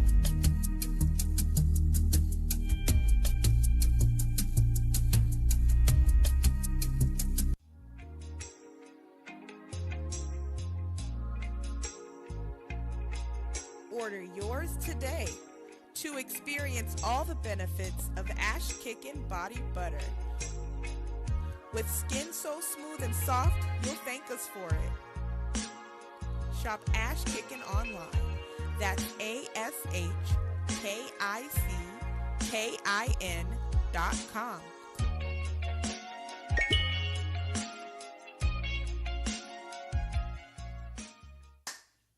Hi, this is Brenda Starr, creator of Poetry with a Purpose and author of the book Pressed But Not Crushed.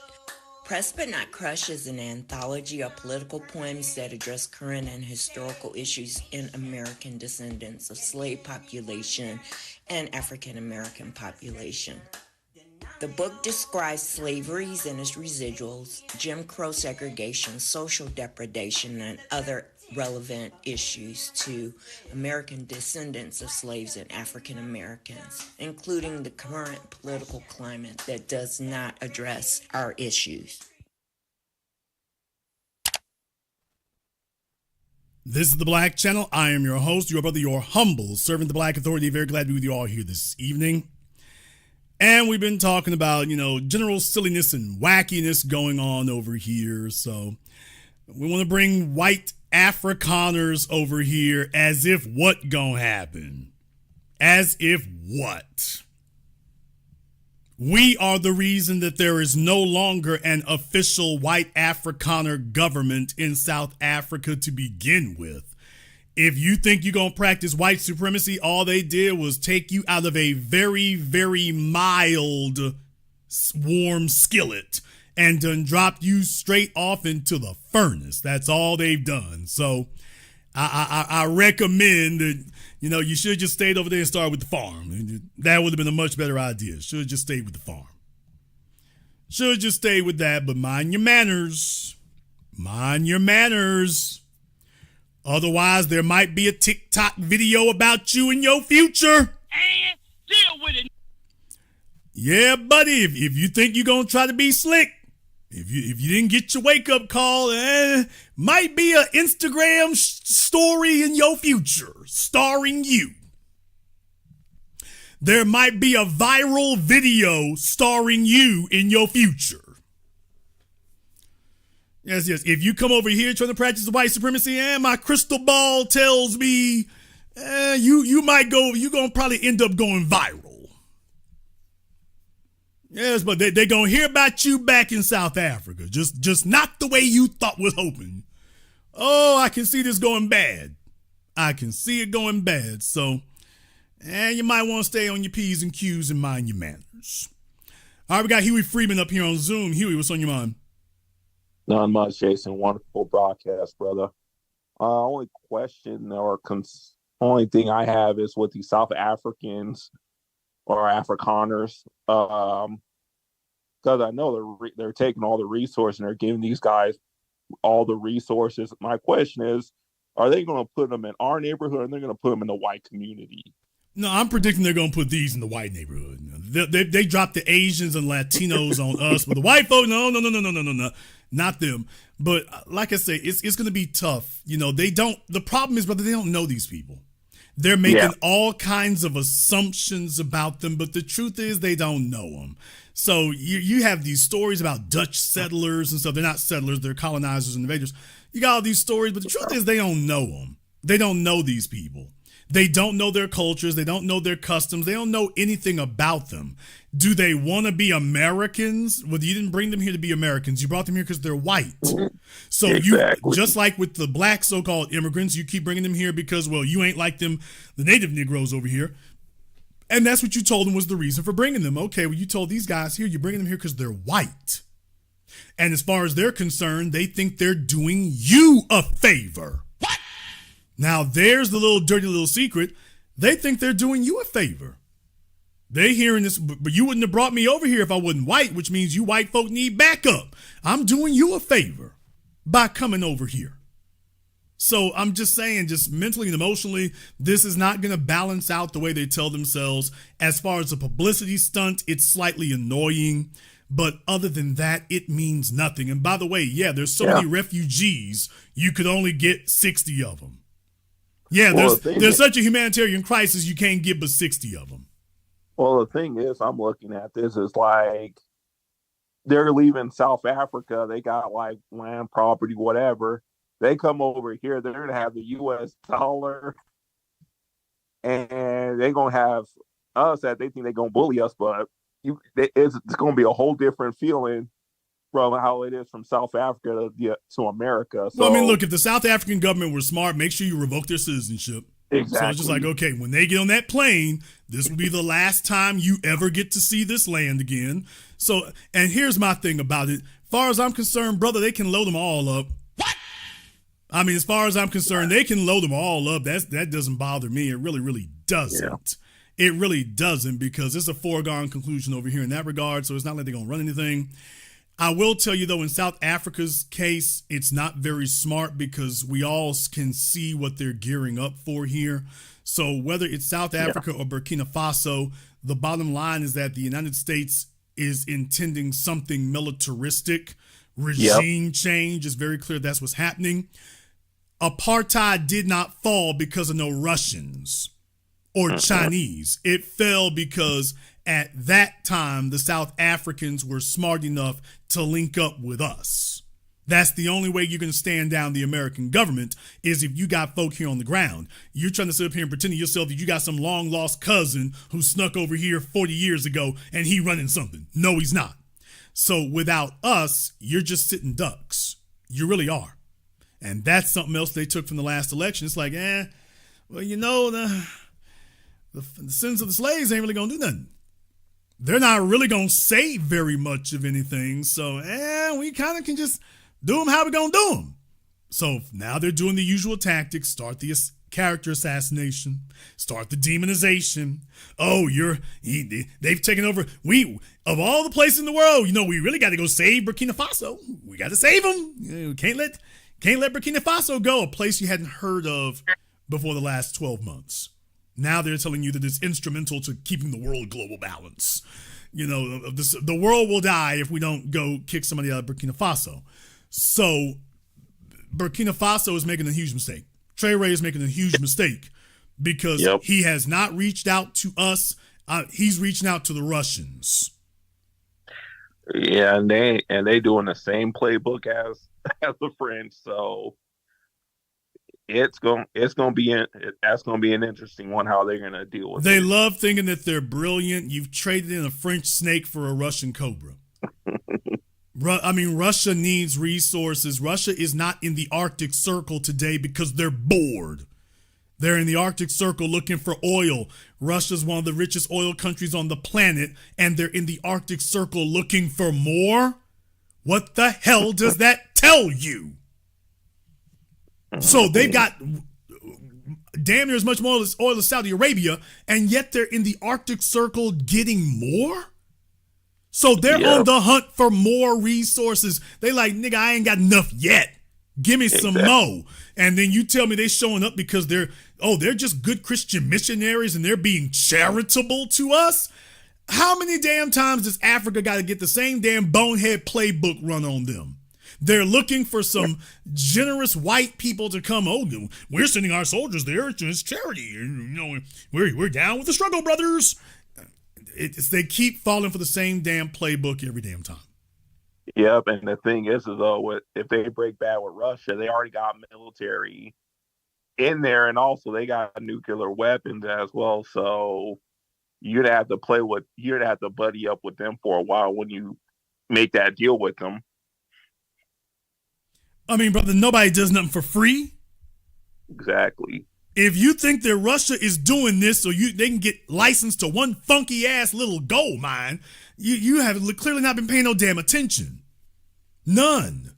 Now, let me go ahead and remind some of the dumbasses out there from the beginning of the program, because we have to understand the internet is filled with a bunch of teeny boppers, and they go watch YouTube videos, and they think they watched one little infographics document, YouTube cartoon, and now they think they're scholars or something. Dude, the Vladimir Putin sat there and talked to Tucker Carlson and went on this damn near over an hour-long tirade explaining what he was doing, not what motivated him, what he was doing. And he sat there and literally said Mikhail Gorbachev and the dissolving of the Soviet Union was the greatest, most humiliating thing that has happened in global history. Now, that's a great, big, huge overstatement. Certainly humiliating for him, I imagine. Yeah, that's it. So in other words, the Soviet Union, that is Russia, losing its satellite states, Ukraine, Georgia, and all the others that they had acquired over the course of 2 centuries. Now, if that's not colonization, what the hell is? And they didn't go there because they were bored. They went there for the same thing everybody goes for. They got hella oil in Ukraine and Georgia and these other places. They got plenty of natural resources. That's why you go conquesting. God, gold, and glory. It's always been that. There's a reason ain't nobody invading a desert anywhere unless it's got oil in it. No, there are no superpowers around the world who are doing the Birdman hand rub with designs on Phoenix, Arizona, or Las Vegas, Nevada. The only desert they want is Saudi Arabia, and if you took the oil out, they say, man, damn this desert. That's the only reason they go. And then got jackasses in my chat room. Well, you know, the Russians, they don't care about colonizing. Taking every damn state they can. Why do you think they went into Afghanistan? That's not colonization? What the hell? We can sit here and name these things, and then dummies will sit here. I watched a YouTube video. The Russians is good. And then tell you everything's all right. No, they're not going to do that. They want to legitimize these things. Russian troops in Burkina Faso are just like American troops are on the 37th parallel between South Korea and North Korea. They're a tripwire. So if anybody does anything to the Russian troops, you know that Moscow going to send a lot more. So that's Moscow claiming that territory with that battalion of troops. That's it. The same game everywhere. America claims South Korea by putting American troops out on that line. That's the way it goes. America claimed Japan by putting its ports there. That's the way that goes. And South Korea isn't allowed to do anything that America doesn't allow. Japan can't do anything that America doesn't allow. And guess what? After this, Burkina Faso will not be able to do anything that Russia doesn't allow. Correct. Because they already got troops there. And if them troops get the word, it's going to be a Moises situation like in Haiti. Yep. When we all saw what happened when you let foreigners in over there, brother, niggas keep falling for the same stupid stuff and then get on the internet sitting up here trying to talk their way through and rationalize it. It's the same damn playbook play over and over again. Over and over. Yeah. All right, brother, I'm going to land my plane. You take care. Keep preaching the good word, brother. Thank you very much for giving us a call tonight. They watched a couple of YouTube videos from Infographics or Fox News, and all of a sudden, I know all about the Russians right there. That's right there. You don't understand what's going on. I got to worry about everything. No, the French was bad. The Russians is good, though. They always treat it right. Do you know how they treat black folk in Russia today? Have you seen the white supremacist and anti-black rhetoric and publications they got in Russia today? Are you kidding me? Russia is not some haven for black folk.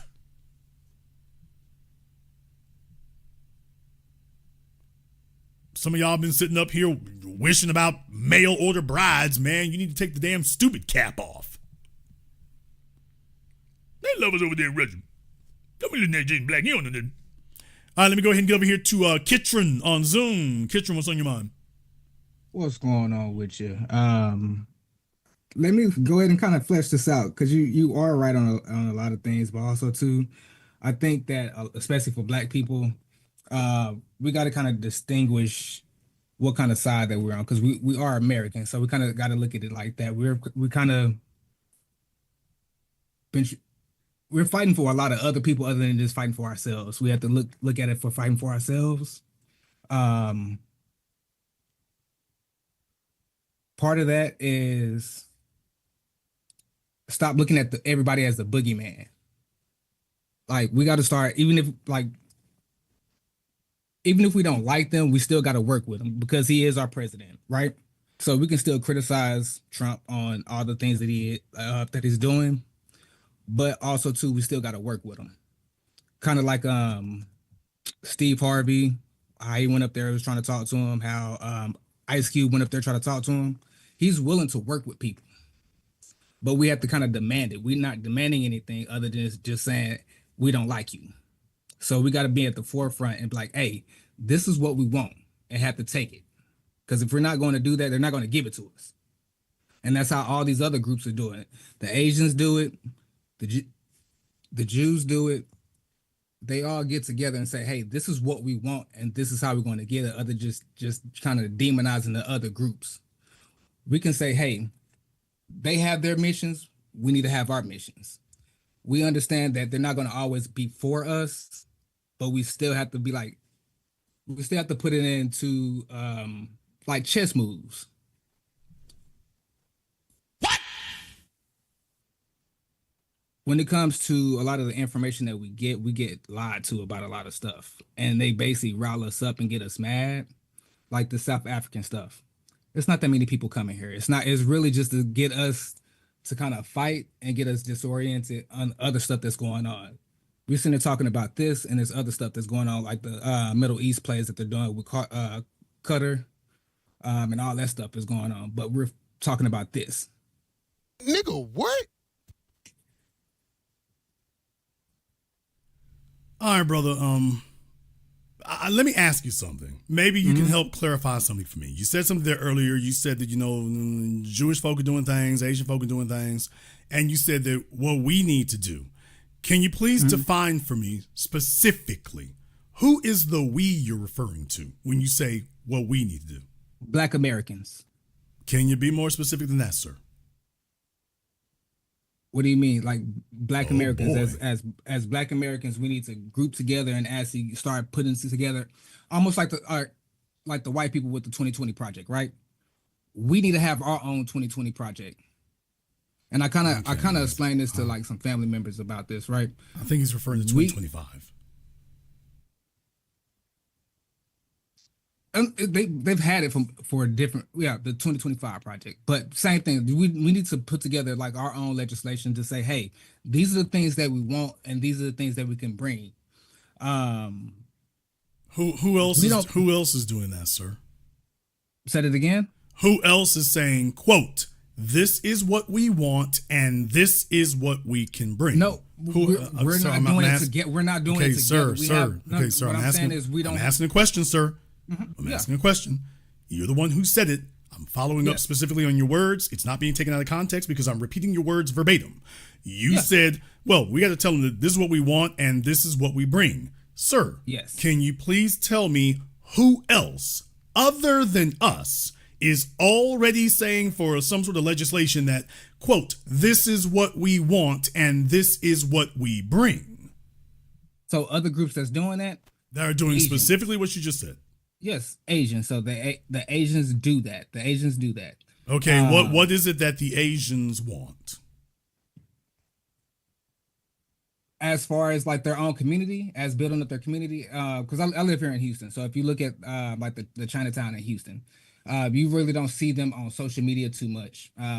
Like arguing and bickering or whatever. What they do is they actually get together with their committees, and we do this at the same time. The Black community out here in Houston do the exact same thing. They actually get together with the community leaders and actually build up the Black neighborhoods out here. A lot of the things that they do, they actually I'm talking about He's trying to get his thoughts together. Yeah, I am. I do apologize. Quite all right. For, like I said, the Asians group or whatever, like I said out here, what they do a lot of community organization, but they actually work together. Even if they don't agree with every single thing, they still get together and say, hey, these are the things that we actually want and to get done. They put the money behind it and they get those projects done. We don't necessarily kind of do that as a whole. We do have groups that do that, but we're kind of everywhere. If you look at, like y'all was saying, like Roland Martin, you got Roland Martin, you got some of the younger kind of the not liberal, they would be more progressives, black progressives. I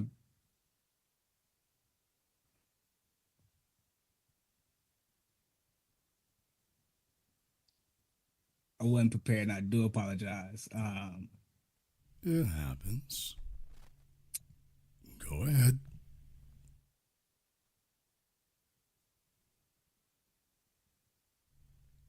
Go on.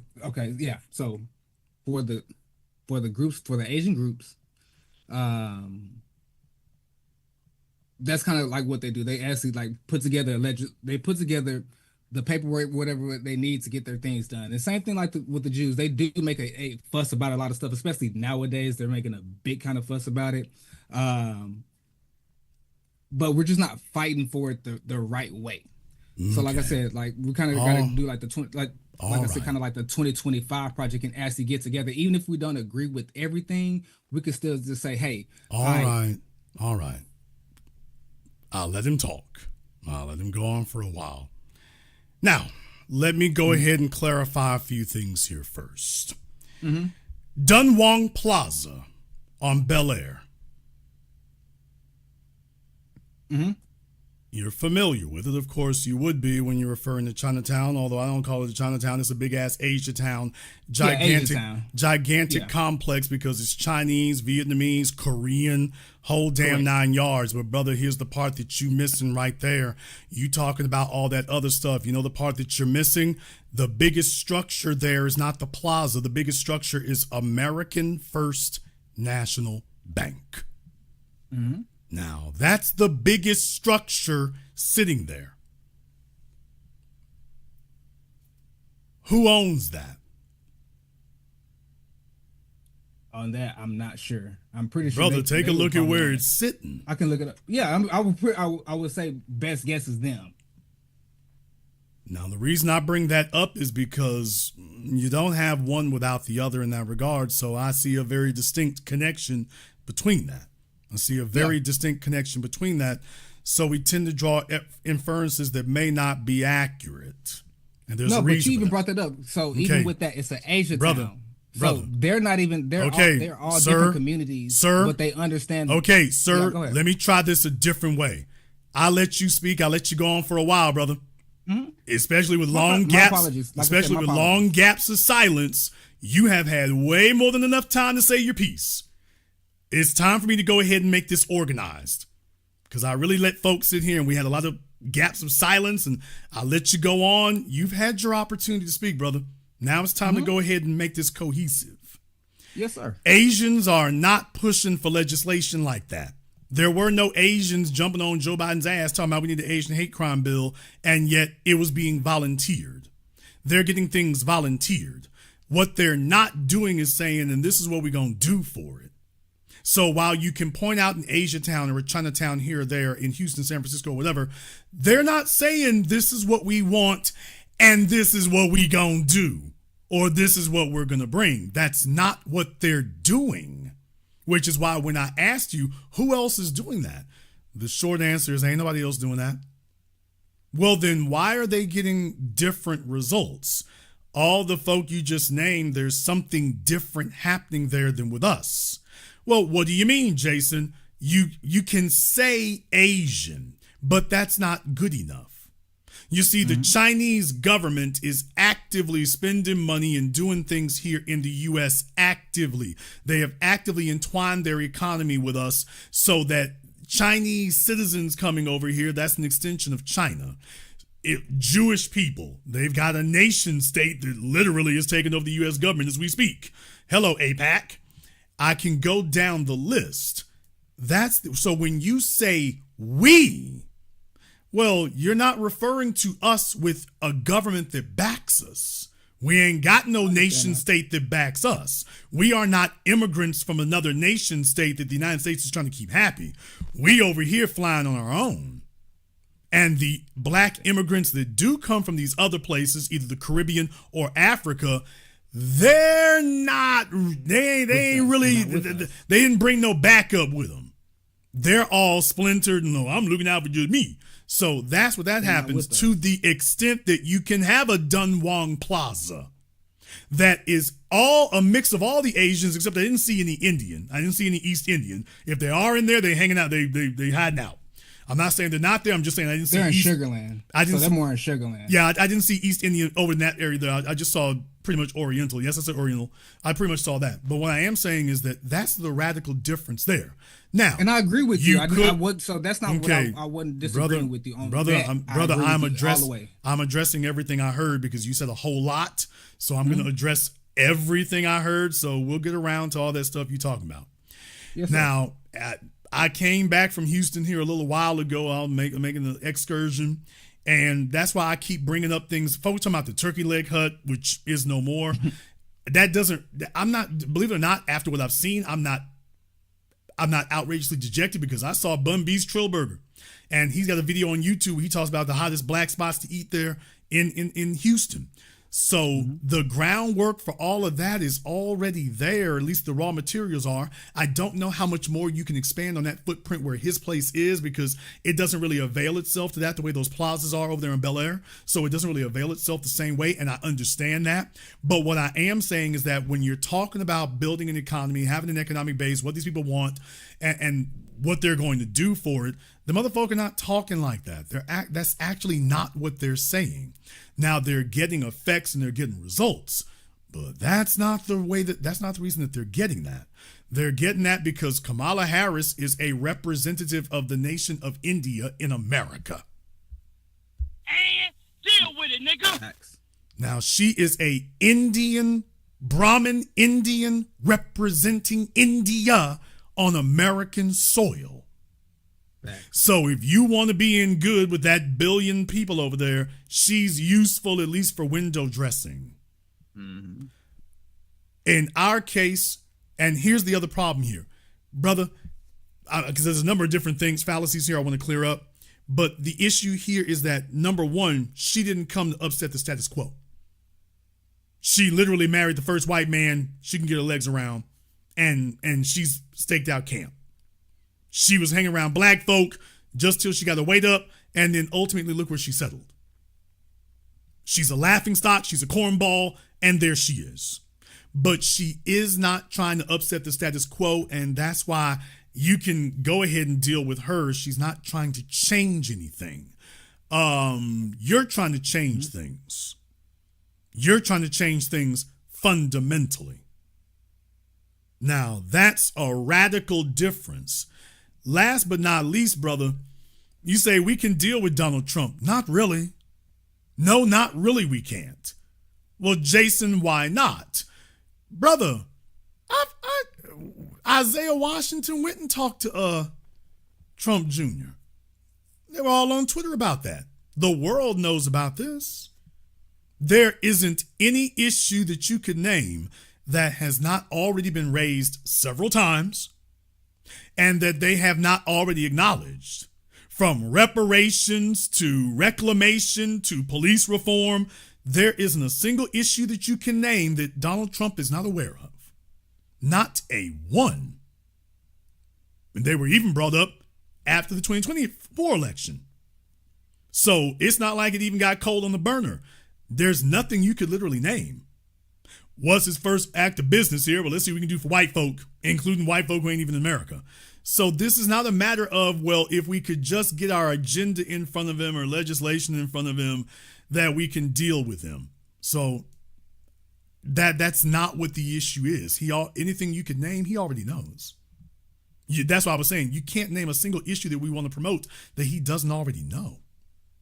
Well, I was trying to say our issues are all, I mean, like we know the issue, but our solutions, we have so many different sides that are bringing in so many different solutions. No, sir, not true. Not true at all. Donald Trump understands it too. Remember in 2020, he was doing that same dog and pony show that the Democrats tried to do in 2024, talking about, everybody knows that black folk are talking about business and economics. We talking about building our own economy. Everybody knows that. And when they run for re-election, they start hanging the carrot on the stick, claiming they have a program, a platinum plan or some other garbage. Correct. And then when they get up in there, nothing happens. They're telling you, we know what you want. Because they're trying to give us those programs. We're reserving, we do not want to give you that, because the Asians want to be part of the system. The Indians want to be part of the system. The Caribbeans want to be a part of the system. Y'all over here, you want to overturn it.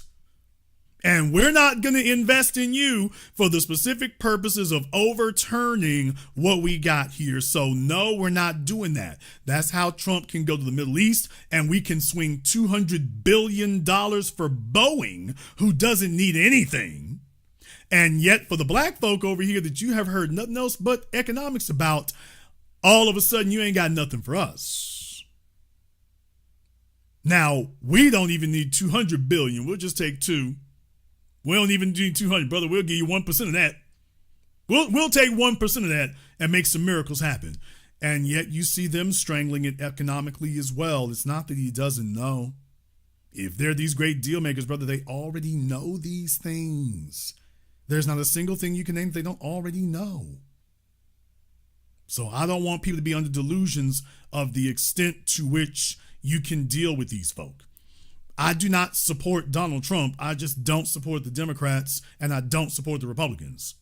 Now, if Trump happens to win because I'm not giving the Democrats enough support, that's a Democrat issue. It's not a Jason issue. That's a Democrat problem. I told both of you to do my bidding, and this is what I need to see happen. Both of you said, go stick it. I'm like, okay, well, you know what? Let me go ahead and sit back then and let the chips fall where they may. Hey, Trump, you hold this indictment. And hey, Democrats, you hold this 4 years in the wilderness. And that's the way that's going to go. And the both of you can be at each other's throats for the next 2 decades as far as I give a damn. But I'm not helping either one of you until you respond to what you clearly heard me say to you. You heard that already. They know full damn well we're supposed to have black towns that are 10 times the size of any Asian town. Everybody knows this, and then they send in Manchurian candidates and Trojan horses to tell you, hey, I was black like y'all. And then as soon as they get in office, they go to work undermining everything we're doing. Not just not doing anything for us, actively undermining us. It's not just they sit back and do nothing. They go to work against us. Now, that's not accidental. That's part of the issue. While I was speaking to, that's why I was saying, like, we don't have people like actually in there are doing those things to say, hey, because we don't have a nation, because that's where you're speaking to, like with the Asians. That's why I kind of brought that back up. It was like, yeah, because it's really we call it Chinatown out here just because it's just easier other than just saying Asian town. But yeah, it's all of them together because they do have those nations back there backing them. They do have China backing them. We don't have Africa backing us over here. We don't have those those other nations backing us like that. Right. So the external pressure that you would usually be able to rely on as immigrants from a unified nation state, we don't have that kind of pressure to rely on. All we have is what we've done and built just here us as American citizens. What's correct lacking is enough of a unified code of conduct and an agenda. That's kind of been lacking, but I've been saying here before, we got other things. That's not, we don't have a friend in the White House, and we're not on our way to having one. So I'm just saying, I acknowledge Donald Trump for who and what he is. He's not a friend of ours. He's never been a friend of ours. He's never going to be a friend of ours. He's a white supremacist, and it is what it is. I'm just not under any illusions about what he is. That's all. No, and I'm in the exact same way, but that's why I was saying, okay, just like the Republicans, right? So a lot of the Republicans don't like Donald Trump, because even when they were kind of fighting against Trump too, of course, we know the Democrats don't like him, but it's a lot of the Republicans that don't like him. It's a few that do back him, but it's a lot of them against him too, but they still work with him. I'm not saying that we have to trust him. I understand that, you know what I'm saying? Like, we're not going to get everything that we're asking for, but we kind of got to be more cohesive. And like you said the word, you kind of actually said it, a code of conduct. We don't have our code of conduct to say, hey, this is our book. This is what we're going to go. This is our playbook. And this is kind of how we're going to go by. Even if we don't get 100%, if we can get 10% of what we're asking for, that's still further than, like you said, we got Democrats in here effing us over. Right, but my whole thing, though, is that the crux of what you're saying there, when you say this is what we want and this is what we bring, the problem is they know what we want and we're not actually, what are we actually bringing? There's the problem. They already know what we want, so that part's covered. But what are we actually bringing? Because I can tell you what these other folk are bringing. True. And here's the other thing. You can't deal with folk like Donald Trump unless you have the ability to punish them. The Jewish lobby has spent the last 6 decades cultivating the ability to punish folk. Go ask Jamal Bowman and Cori Bush. These other folk understand that. That's why I was bringing up here before. By the way, hey, if some niggas would buy some politicians instead. That goes back to the code of conduct. That's why I'm saying, I'm glad that you had brought that up. It's like we don't have a code of conduct that we actually live by. We're kind of all over the place. Like we do have some people that's kind of unified, but it's not enough to where we have, hey, this is our code of conduct, and that way we know when somebody do step out of line, be like, hey. Right, but Donald Trump, but also on top of that, Donald Trump is not somebody we can deal with. And I don't want anyone operating under the misnomer or the fallacy that he is. No, he is not. So our only other solution is just to try to punish him? No, sir. We are not. Okay, you asked a question. You asked a question. I'm answering it. Our goal is not to quote unquote punish him. However, he will probably end up being punished by our lack of support, but that was his call, not ours. So the bottom line here is that, Jason, what is the plan right now? The plan is very simple. Arnold Rothstein from Boardwalk Empire. Sometimes you wait weeks or months before you make a play because there's no play to make. But when the opportunity presents itself and there is a play to make, then you bet it all. 2024 was the last time we had that. We had an opportunity to make a play. We bet it all. It worked out. It worked out then in that the Democrats are in complete disarray, and we have shown them we really will pull the trigger. We really will do this. We are not your slaves, and we're not going to just support you blindly. We really will let you go down in flames. Now, why don't y'all sit over there for a little while and go kiss George Clooney's ass and see if he can pony up enough money to get y'all back together and see if you can come back in a few years with some act right. But yeah, for right now, we are willing to show you that we will let your worst nightmare befall you. We sure will. And oh yeah, Donald Trump and them getting ready to arrest some Congress people. What? The folk I was talking about last week at that immigration center there in New Jersey, yeah, they're talking about we come round your ass up. Yeah. Yeah, this is a badass look. This is a bad look. Well, I don't know. Were any of those people black that was there? Because yes, they were. But the bottom line, though, is that this is not what they were looking for. For stuff that. Okay, thank you very much for giving us a call. This brother's talking a lot. The bottom line here is that they were. We gave them the opportunity. They were telling themselves that we would never have a holding pattern. No, we're showing you that we can be patient. We are showing you that we can be patient. They didn't think that we could sit back and just watch. No, we can. We can sit back and spend the next 4 years watching it burn. They didn't think we had that in us. We can just sit back and watch it burn. We're not helping Trump, and we're not helping you either. Remember, I said this last year. I said it doesn't matter which way it goes. Us sitting back in the cut, we can't lose. If the Democrats win, hey, Trump, hold this indictment. Hold this jail sentence. That's what you get for not making it clear you riding with us. Well, Jason, when the Trump wins, hey, Democrats, enjoy the wilderness for the next 5 years. Enjoy that wilderness. Trump gonna make it tough on y'all. The whole point is it's already tough on us. We live down here. You about to get a taste of that. We're not gonna play the same old smoke and mirrors and bait and switch anymore. So nah, y'all sit there and do that. And Trump is talking about indicting you and we gonna come arrest some of y'all? Oh, hell yeah. Oh, we gonna let you feel the heat.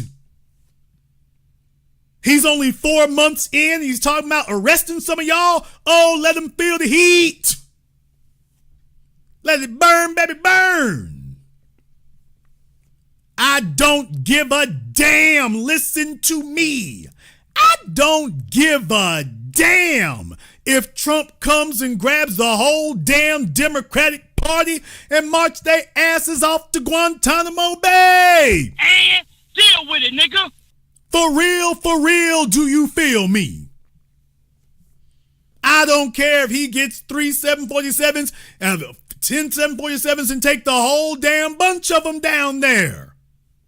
You had 4 decades to do right by us and to prevent that from occurring. Furthermore, why should I care? What did we lose? More negligence? More ignoring us? More talking to us crazy and stupid? Is that what we gonna lose? More backstabbing tethers? More Manchurian candidates? More treacherous biracials? What exactly is it we're gonna lose with you? If they grabbed your whole party and marched every single one of you away, exactly what is it we're going to lose? What is it that we want that we're actually going to lose? Because what the hell were you doing? People, the most powerful negotiating tool that you have is your ability to get up and walk away from the table. To show the other side that, you know what, there ain't no deal to be made here. So whatever happened next, we're willing to accept that because we would rather accept the unknown or accept difficulty than to accept a bad deal any further.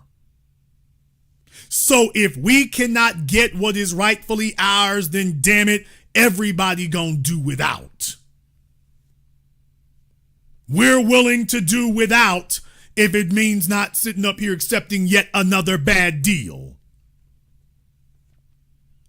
Now, when you sit up here and tell the Democratic Party to their faces, plainly and clearly, that y'all been messing us over, you've been screwing up, you've been prioritizing everybody else, you're using this black immigrant tactic to undermine the folks who are real riders over here, you're using that stuff there, you're sitting up here lying to our faces, you're undermining our economy here, you are helping the police to go after us and deny us of our constitutional rights, Democrat district attorneys and Democrat governors and Democrat DAs all over the damn place. Yeah, we falling back. You can't sit up here and name that list of crimes against you, and then when they say, okay, well, make sure you come and support us, and you're like, oh, all right. All right. No, what you should tell them is, you weren't listening to me. So let me try this a different way. You can kiss my ass on election day. You don't really mean that. Watch me. It's August. Hey, election day coming. Kiss my ass. Okay, you're still kind of salty. I'll check back with you later. It'll be the same answer when you come back. Okay, I'm going to give you some time to cool off. All right. September, we got 60 days, we gotta get after it. Kiss my ass. Okay, you're still a little sensitive, understand. I check back with you next month. It's going to be the same answer then too, bastard. Okay, I'll kiss you. You know, it's October. We're in the final stretch. You can stretch your ass out of here and kiss mine on the way out. You know, it's November. Oh, it's going to be a November to remember if I got any damn thing to say about it. Watch this whole damn thing burn down. Strike a match and watch it gleam.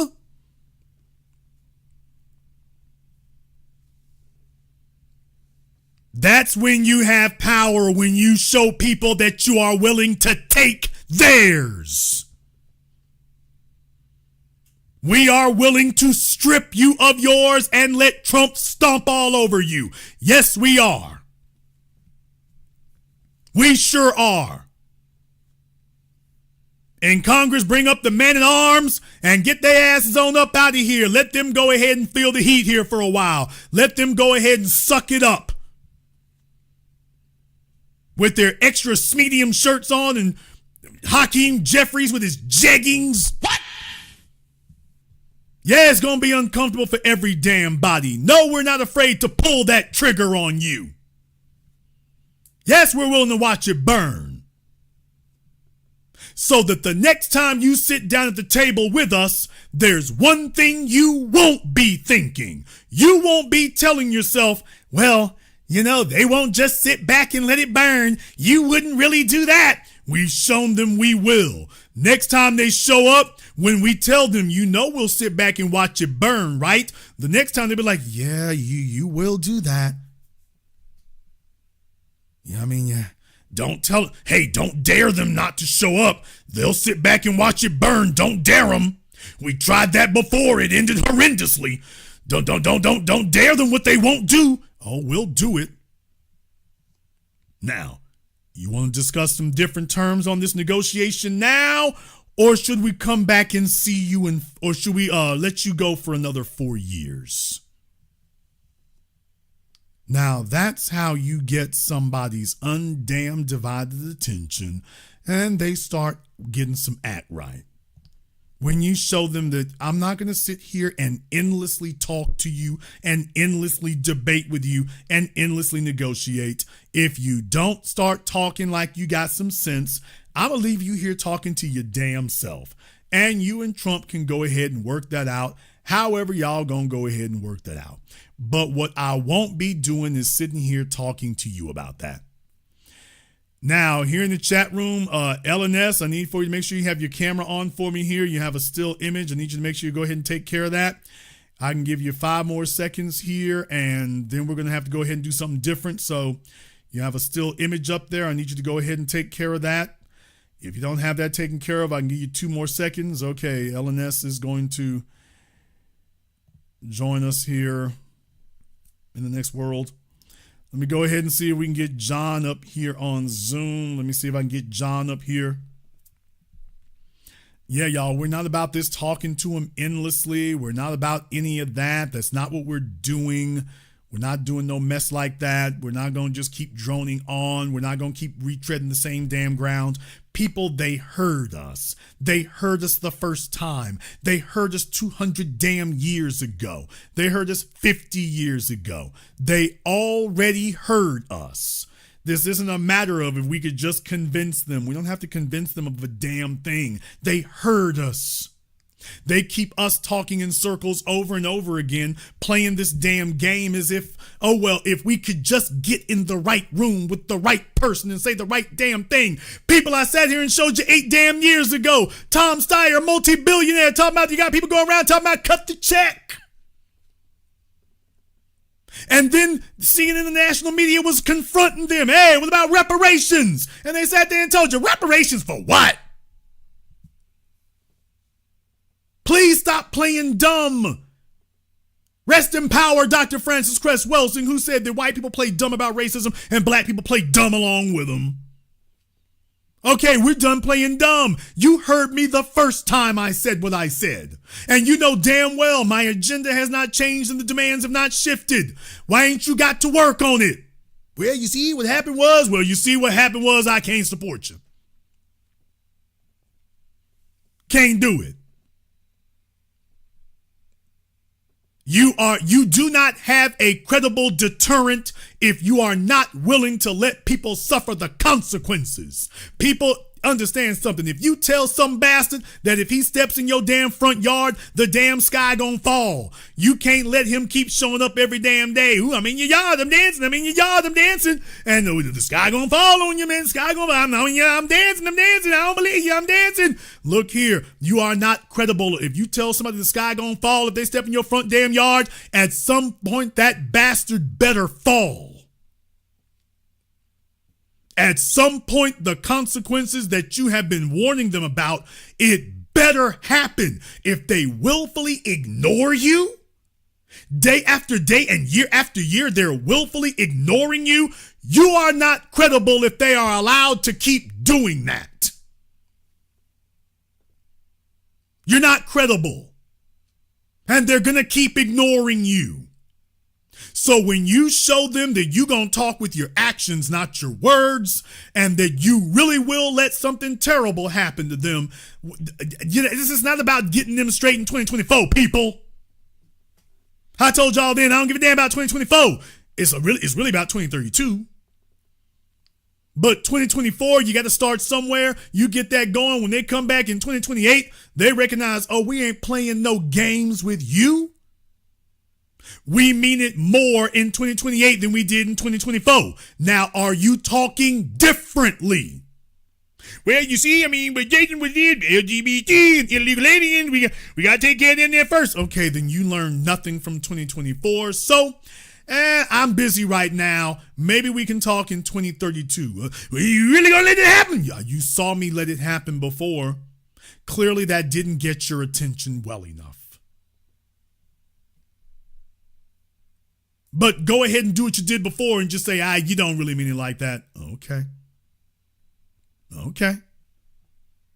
You all tell me how they feeling right now. I'm bringing all this to you all because I want y'all to understand what it is.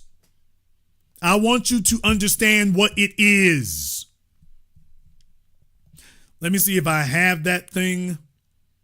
I want to see if I actually have it. Yeah, for the Democrats here. The woman there in the pink, she's the one they're talking about arresting her, although they might also come and get old Bonnie over here too. They're already talking about they're going to indict what's her face here in the pink, I forget her name. The Justice Department's already talking about they're going to come get her. They're already talking about they're going to come get her. Okay. Baby, if you can't throw no elbows for the people who matter, you sitting up here, you want to get arrested for non-citizens? Let the non-citizens take care of you and get you out. And deal with it, nigga. Since you are so concerned about them, then let them come and get you out. Let them come and save you. You couldn't hear us when we were talking. You can't sit up here and stomp for our agenda. You gonna leapfrog over what we said and come sit up here and talk about non-citizens because of your background or whatever? Okay, well, let them come help you.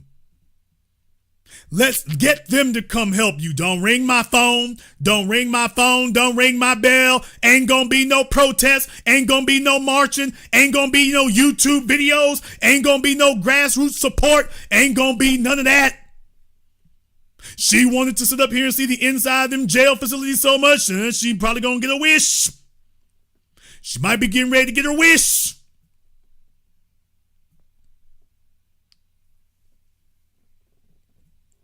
So yeah, the folk you were concerned about and stomping for, go get with them.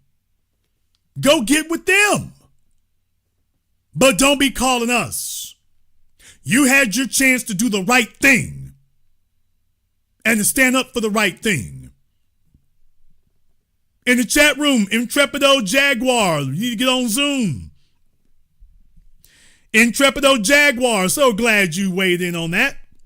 Let's go ahead and get him up here on Zoom. He's got 2 minutes to join me here. The link to the Zoom is pinned at the top of the chat room. So glad you weighed in there. Sit back, smile, and dial. We're going to go ahead and give you 2 minutes to go ahead and do that. You have questions, we have answers. You have questions, we got answers. Radio Black, Yes, sir. You have your receipt from Radio Black. You got questions, we got answers. So glad you weighed in on that. Let's go ahead and get you to the front of the line. Let's go ahead and get you to the front of the line so that we can go ahead and have that discussion. So glad you brought that up so we can go ahead and talk about it. So yeah, folks, like I say, let Trump release the hounds. Let him release the hounds because there's two things in particular. Intrepido, we ain't trying to hear all that right there. You were told to call in. This is clout chasing is not the deal here. So you got 2 minutes to be on the line or permanent vacation. Life is just that simple. It's just that simple. You got something to say, you can't say it in the chat room anymore. You need to get up here so everybody can hear what you got to say. If you're hiding, all you're doing is showing everybody, yeah, whatever position you're taking, it's phony and it's not worth defending because even you won't do it. So if even you won't defend your own position, that tells you everything you need to know. So yeah, y'all, right now the Democrats is worried. They're worried because they're scared about how far Trump gonna take it. They're scared of how far he gonna push it. And I'm like, man, look here. I'm like Rick Ross, the rapper, not the drug dealer. Push it to the limit. Drag them all the way out here. Let them see that we will let Trump do whatever the hell he gonna do. And more importantly than we didn't vote for Democrats, we ain't gonna speak up for you. See, everybody already knows what the Young Turks are gonna say. They already know what the Jon Stewarts are going to say, the MSNBCs, the people who are solidly in the tank. They already know what they're going to say, so they're irrelevant. They're irrelevant. Because they already know you in the tank and they already know what you're going to say, so it doesn't matter what you say. Everybody knows what you're going to say. It's those of us who are not solidly in the tank, those of us who could go either which way. We're the ones who determine which direction the society is going to go in. We're the ones they're worried about. We're the ones that they got to try to figure out how to get them back on the team. We're the ones that do that. That's what their concern is. How do we get y'all back on the team here? Because we're lacking credibility and support. Let me go ahead and get over here on Zoom. I got John here on Zoom. All right, John, I'm not really sure what you're trying to do up here. What are we doing? Sit down. There you go.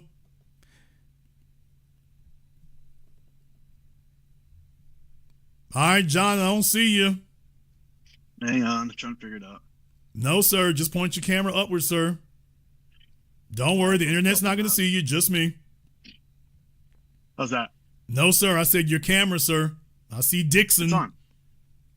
Yeah, it's on. No, sir. I mean you, not Dixon. There you go, John. Don't worry. The internet doesn't see you, just me. It's just me. All right, sir. And what's on your mind? Yeah, I sent you an email earlier. I have a pretty well-established Rumble channel about black crime, and you saw an email. Yeah, I looked like an older page that might not be working anymore, but okay. I wanted to see if you were up for a debate on our show. Okay, what exactly is on your mind? Oh, we do a show. We've got about 350 episodes, about 600 hours of content, and we're on 6 of the 7 continents, and we just basically talk about black crime and the hoax of white victimization. And we asked our listeners to find somebody that would be up for a debate, and we just want to invite you on. Okay, the hoax of white victimization. I'm not sure what you mean by that. The hoax of white victimization and black racism. Okay, so you're saying that white victimization is a hoax. I think there's plenty of people who agree with you.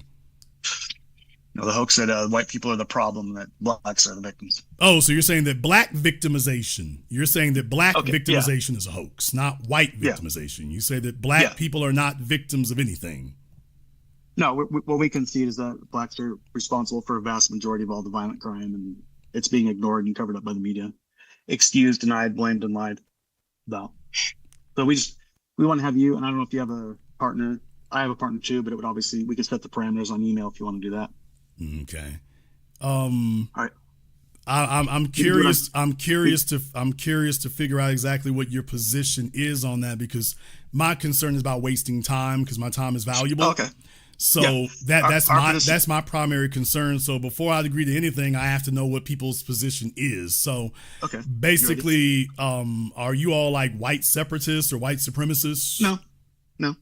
I mean, I guess we're gonna start off with pejoratives, I suppose. I mean, that's so that's not pejorative. I mean, that's a name. Yeah. I mean, so what I'm saying, well, I guess what we are is white leave me aloneists and stop blaming me for every black failure that goes on planet wide. okay. I'm just sick of being blamed. All right. Well, I'm that sounds like what is the difference between you and white supremacists? Where's the difference? White supremacists want to control other people. They believe the white supremacists believe they're superior. And the second half of that includes an and means we want to control. We don't want to have anything to do with black people. We want to be anywhere around you. Okay, by definition, what you just defined was control. Right. By definition. Right. And you're incorrect, because it says and. I don't want to control you. I want you to do your own thing. I just want to be away from you.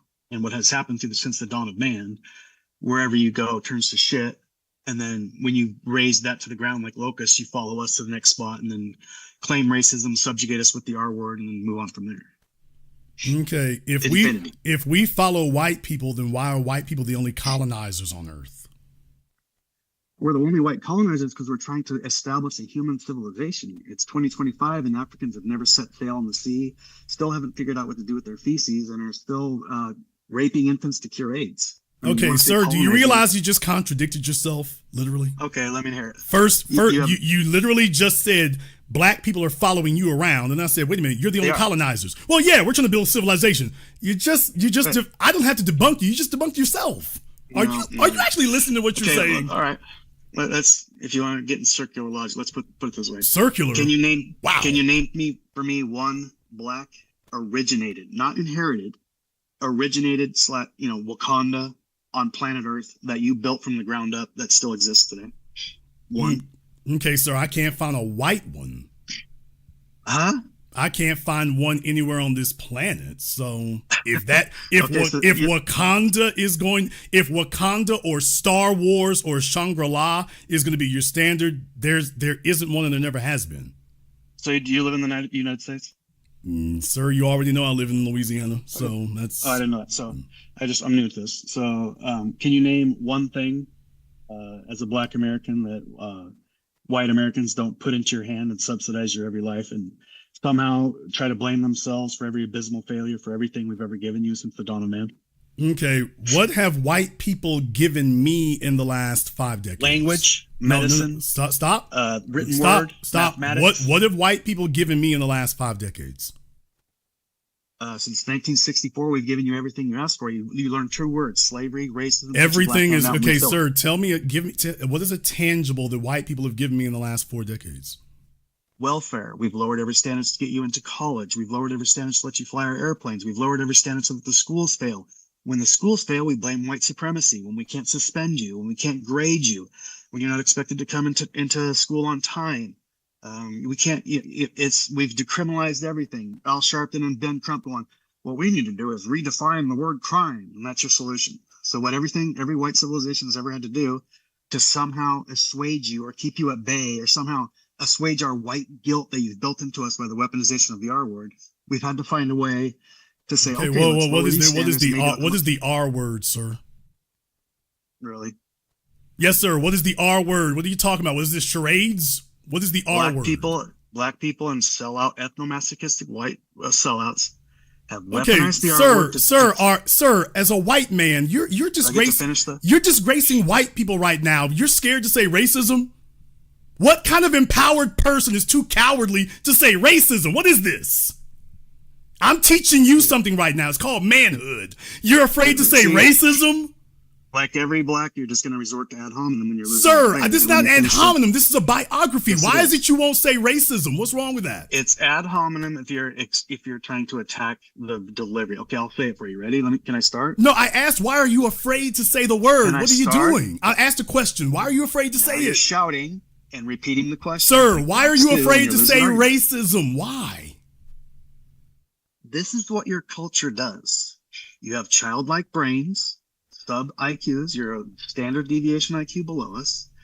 And when you lose an argument, you shout. You Sir, you're the one who's scared to say racism. You're scared. Why does the word racism scare you? And you're who is so cowardly that they're scared of the word racism? What kind of coward? You're going to teach. How are you going to teach me as a coward? What is a coward going to teach me? You're just, in coming here and trying to invite you to a debate, you just showed me that you're absolutely would get destroyed by any. I asked you what you've given us, and what you told me is what you just gave us. Okay. You've given us cowardice. So, do you know how to debate?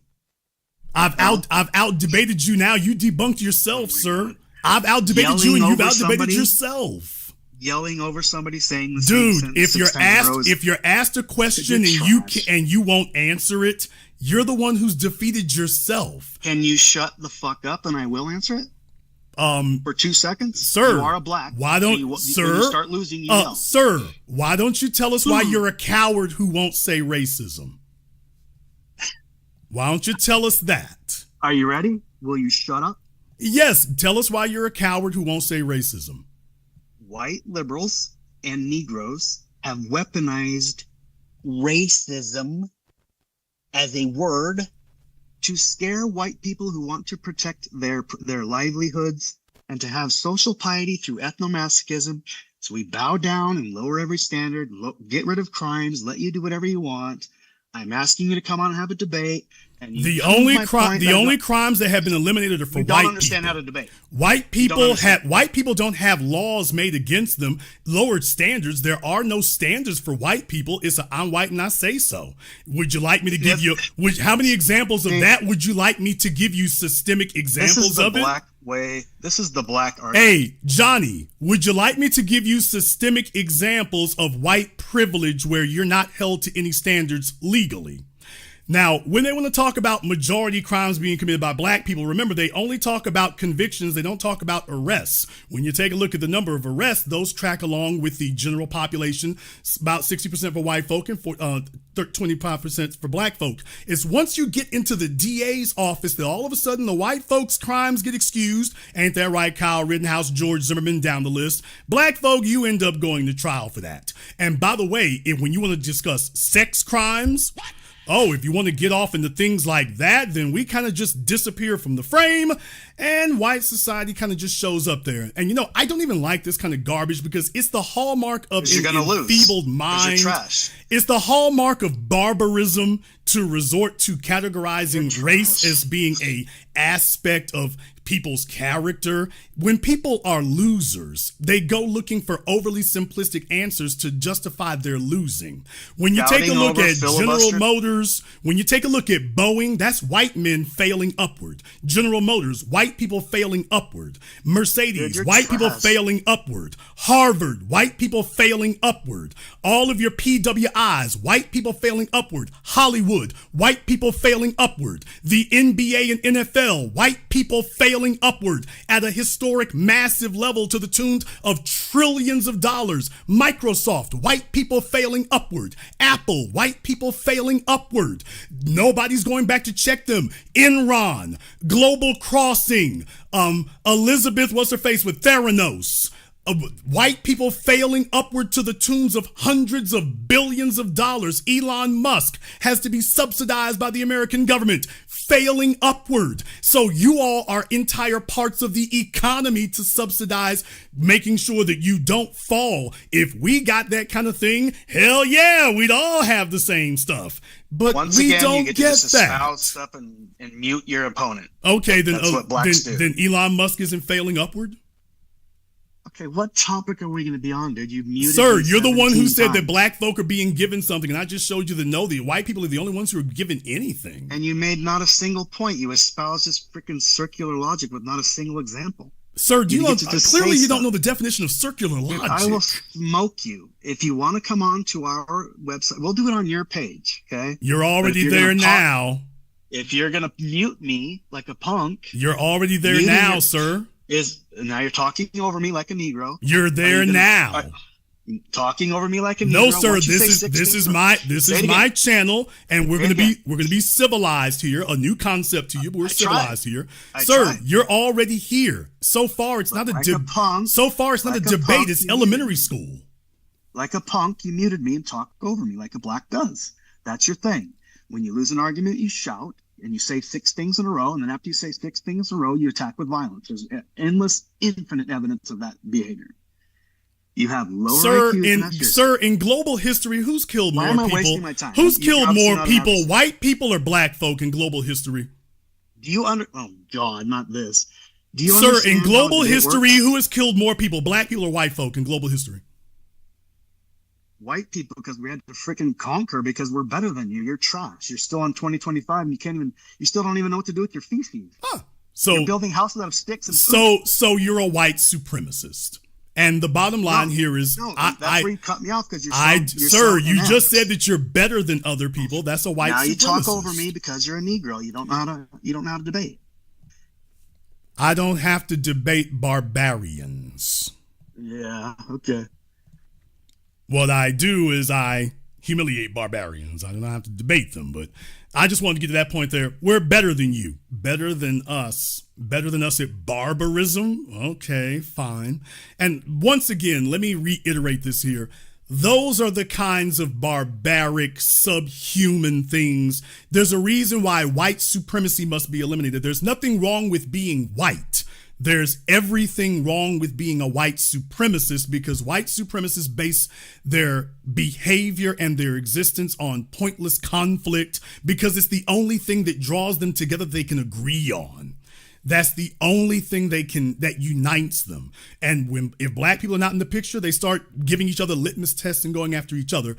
So this idea that I don't have to debate. First of all, he debunked himself. Y'all saw how quickly that happened. He didn't. I'm not white supremacy. We don't talk about racism. Okay, now he's defeating himself. This isn't a debate, dude. This is spanking. Folk don't want to see me do that. They really don't. But the bottom line here is they're very worried. Is even with Trump in the White House, you notice they're not sitting back being easier. It's not that. They're not sitting back and taking it easy. They're more triggered than they were before. And another thing here, I am not here. I'm not going to, in the words of Dr. John Henry Clark, I only debate my equals, all others I teach. Damn. You and I cannot debate because we're not peers. Hell, you're not literate. So we're not peers. I can't debate somebody who he's debunking himself. Circular logic. I don't think you know what this word means. You think you know what this word means? I don't think you know what it means. Y'all hear him say that? Circular logic, bruh, have you consulted the dictionary? Do you know what that word actually means? Was this the word with the most voluminous syllables you could incorporate into your vocabulary? This is the best you could do? Circular logic. Dude, this is literally not circular logic. Do you even know what that means? Nope. Okay.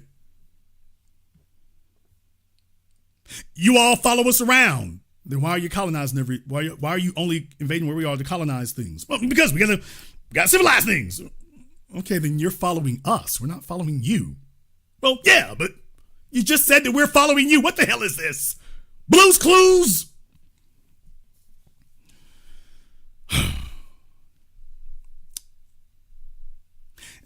Go find you a mayo and mustard donut to eat somewhere. What the hell? No, I'm not interested in entertaining the Cro-Magnons and the Neanderthals. Hell no. I'm not the least bit interested in doing that. Some folks will find it highly entertaining. It's like having an argument with your dog, not even like your 4-year-old niece. It's like having one with your dog. Well, no, I'm not interested in doing that. No. And furthermore, let me be very clear about this. I don't get into this garbage of attacking people based on their race or trying to find ways to say my race is better than yours. Dude, it's self-evident. Anything civilized is better than a white supremacist. If the only thing that you can hang your hat on is take a look at the color of my skin, that's not me. That's not even for smart children. That's for mentally damaged children. Adults don't go around behaving like that. Intelligent people don't go around behaving like that. much less civilized. So I don't even get off into this, let folk drag me off and no mess about, oh, let me tell you why my race is better. Because then you get off into nonsense like that and idiocy like that. And now it becomes this really weird acid trip. Hey, let's talk about what you're doing now. Let's talk about what you're doing now, and if your behavior is something that is worth carrying on and perpetuating now. Let's talk about, okay, if you want to be proud of your history, I'm taking a look at you. This is what your history culminated in, or at least the grotesque monstrosity that you've called a history of yourself. This is what it resulted in. So we're sitting here listening to you. This is the result of a white supremacist ideology. This is what it made. This is the best it can do. This is the most it can build.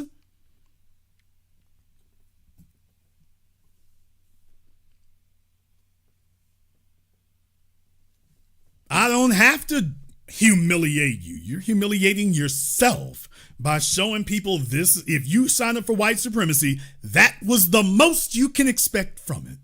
That's what you're going to pass on to your children. We're sitting there in the trailer park drinking out of mason jars and looking for somebody that we can tell ourselves we're better than.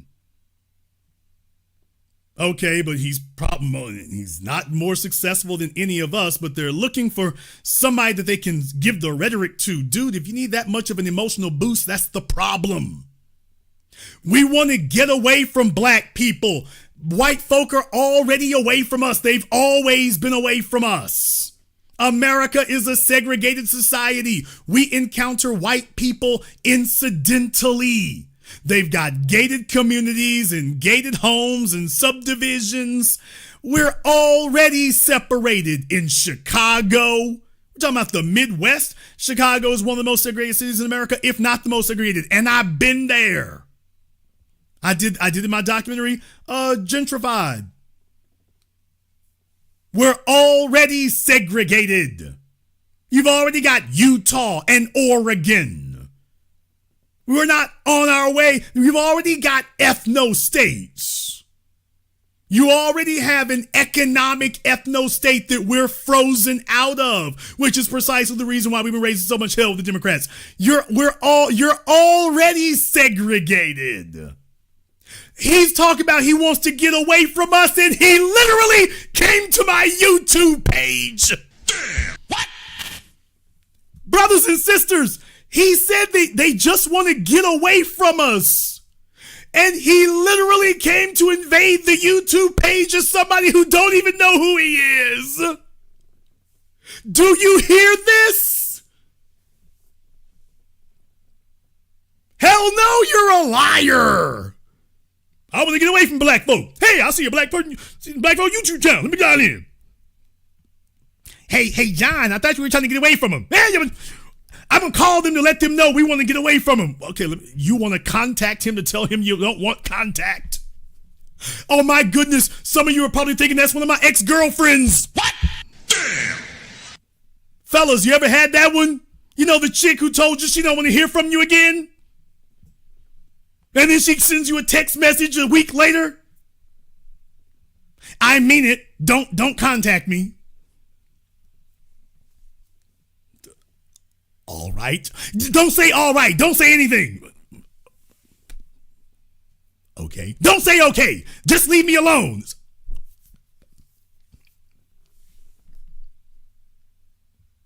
Do you understand what I said? I said leave me alone. Okay. Stop contacting me to say okay. That's what that was right there. I want to get away from black folk. Let me call up some and harass them.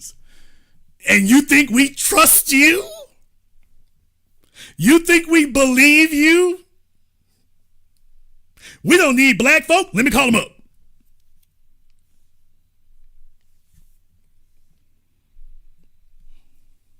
We're sitting over here minding our black business, and it's the local white supremacists. Hey, I got a show on Rumble.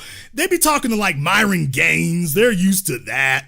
They're used to talking to Myron, and Myron has sat up here and conditioned them to think that everybody's a coon or potential coons. And oh, well, y'all don't support Democrats, so maybe y'all coons. Okay, then no, you're looking for Myron, buddy. You're looking for Myron Gaines. That's who you're looking for. You're looking for him. He ain't nowhere around here. Get back over there. Yeah, that's all right. We want to get away from black folk. Where they at? What? And by the way, this is what we literally live with for the last 500 years. We keep hearing about how terrible we are, and everybody wants to get away from us, and then we're like, okay, we're all by ourselves. Look over the damn hill. Here they come again. Wait a minute, I thought y'all said we need to be all by ourselves. Well, yeah, we moving y'all from over here too. But we're the problem? All right, folks. And that has been this weekend's Mad Minute. No, I'm not interested in debating you. All right, we got Morpheus here on Zoom. Morpheus, what's on your mind? How you doing, Jason? Before I begin, I just wanted to give you your flowers. Wonderful, masterful class there. You stay calm. You see how he was trying to trigger you. He must have thought you was one of these, what they call ghetto people, right? Okay, and I'm not interested in convincing him what I am or what I'm not. I don't give a damn what you think. You need to quiet down. I need to say it however I need to say it, dude. I'm not here to convince you of anything. That would be a fool's errand, in case anybody couldn't tell. You can't convince a Neanderthal of anything civilized. Absolutely. I meant to point that out because I see other black people go on Twitter, try to debate these people. And Tyreek, brother Tyreek said this thing, because they do the same thing to him too, is when they're losing, they start trolling.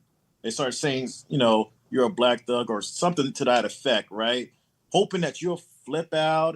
And that's how you saw Martin Lamont Hill. That's why he lost. If he stayed calm like you, where they get upset and they have to expose himself, because he tried to say he's not a white supremacist when he said that he's better than you. He's better than black people. Well, he didn't expect me for number one. He said the R word. I'm like, dude, you're this is my program. You guys are so neutered and so cowardly that you're inventing words and phrases to restrict yourself. What kind of empowered race goes around censoring itself? I didn't censor him. I'm like, dude, what is the R word? What, are you trying to protect my YouTube channel? I'm not scared to say racism, but you must be a coward because you're afraid to say it. So what am I going to learn from a coward like you? Boy, he was the one who got upset. So, hey, folks, I don't get heart attacks. I give them. And the crazy thing is, you know what I notice about white supremacists, the ones that have his views? They don't even live around black people. I guarantee you he does nowhere close to a black person, but he has all that smoke. No, the majority of white people don't. We are people that they encounter incidentally, either at a job or at a shopping center or a grocery store. We do not live with each other. We don't live next to each other. He doesn't live in a black neighborhood. He doesn't have black neighbors. He's not going to a school with all the little black kids. That's not happening. In America, you got to work for that kind of thing now. They've already segregated it. So when you have somebody claiming about what black folk are doing and they don't even know them, Exactly. And that's what I've been seeing. And, it's a good thing that Elon Musk bought Twitter, because, he brought all the races to the yard. And I remember seeing some races, they were talking amongst each other. And I'm just looking, I didn't comment. And they said something I always suspect, that they use property taxes as a way to weed black people out. Oh, yeah. And they said economic barriers. Correct. And they said they don't mind paying so much money in property taxes if they can be away from the Negro. And there's a whole section. You can look it up on Twitter. You'll see right there. Well, I always suspected that because it just doesn't make sense for it to be that. Okay, but here's the thing, though, brother. It's a double-edged sword, because you think you got camaraderie with Elon Musk. You're driving up property values to the point that you can't afford anything. So back during the 70s to the early 2000s, before the Great Recession and the market crash, housing market crash, you could get away with that. But today, what's happened is that, and there was a YouTuber from Britain, he was a trader, but also kind of doing some scammy stuff too. But he said it very, very well when he said the problem is with the rich. He said, what do the rich do when they've bought everything they could possibly want? They have every car they could want, every house they could want, 2 or 3 of every house they could want, every boat, every plane. He said what happens when they buy all the creature comforts they want for themselves, there's only one other thing left for them to buy: all the assets. So now they just go around buying up all the assets. They buy up all the real estate. They buy up all the houses. They buy up all the condos. Well, that's the result of your rising property taxes and weaponizing an economy. At first, they tell you, some of you white folk, you're collateral damage. But that's acceptable because in every war, there's collateral damage. And then you started noticing that as year after year went by, that margin of collateral damage gets wider and wider and wider. And now it's grabbing more and more. And it's become a bottomless pit. And now it's like, hey, first of all, there's none of us to swallow up. We've never had the ability to economically resist those tactics. So that doesn't really hurt us because we're already as hurt as we can be. The only thing you can really do is harm other white folk now, which is what they've done. Because any person with an HOA knows full damn well you don't want to be there, but you're there and you can't get away from it. Now you wish you weren't. And even rural land, which used to be affordable, no longer is. That's the whole point. That property taxes strategy, it took a couple of decades, but now that has blown up and imploded in their faces to the point that now Governor Greg Abbott of Texas and Ron DeSantis in Florida are fighting about what right now? What we gonna do about these property taxes? Even in states that have no income tax, they're still about, what do we do about these property taxes? Yeah, I'm in Florida, actually. And the number one, besides insurance, the number one issue is, by the way, what about these property taxes? For those who can afford to buy some property, that only affects those who can actually afford it, by the way. Oh, yeah. I think he did something recently. I forgot what it was. He just recently did, DeSantis. But no, you're absolutely right about that, you know. One other thing, since going back to your topic at hand, because that's the reason why I originally came on it. If the Democrats want to come back to us and want us to vote, I think a litmus test should be that they need to pass the reparation bill in California the way we want it, and make sure none of the Democrats block it. I think that's a possibility because there's a supermajority in California, and that will let us know if they want to up and up, and they could do that. And if anything, if that doesn't, I don't live in California, I live in Florida, but I still want my FBA brothers and sisters in California to get their reparations. Well, I think that's a good litmus test. Definitely, you want that kind of thing stay front and center. Gavin Newsom, like I say, he sacrificed his future on that altar. He didn't really.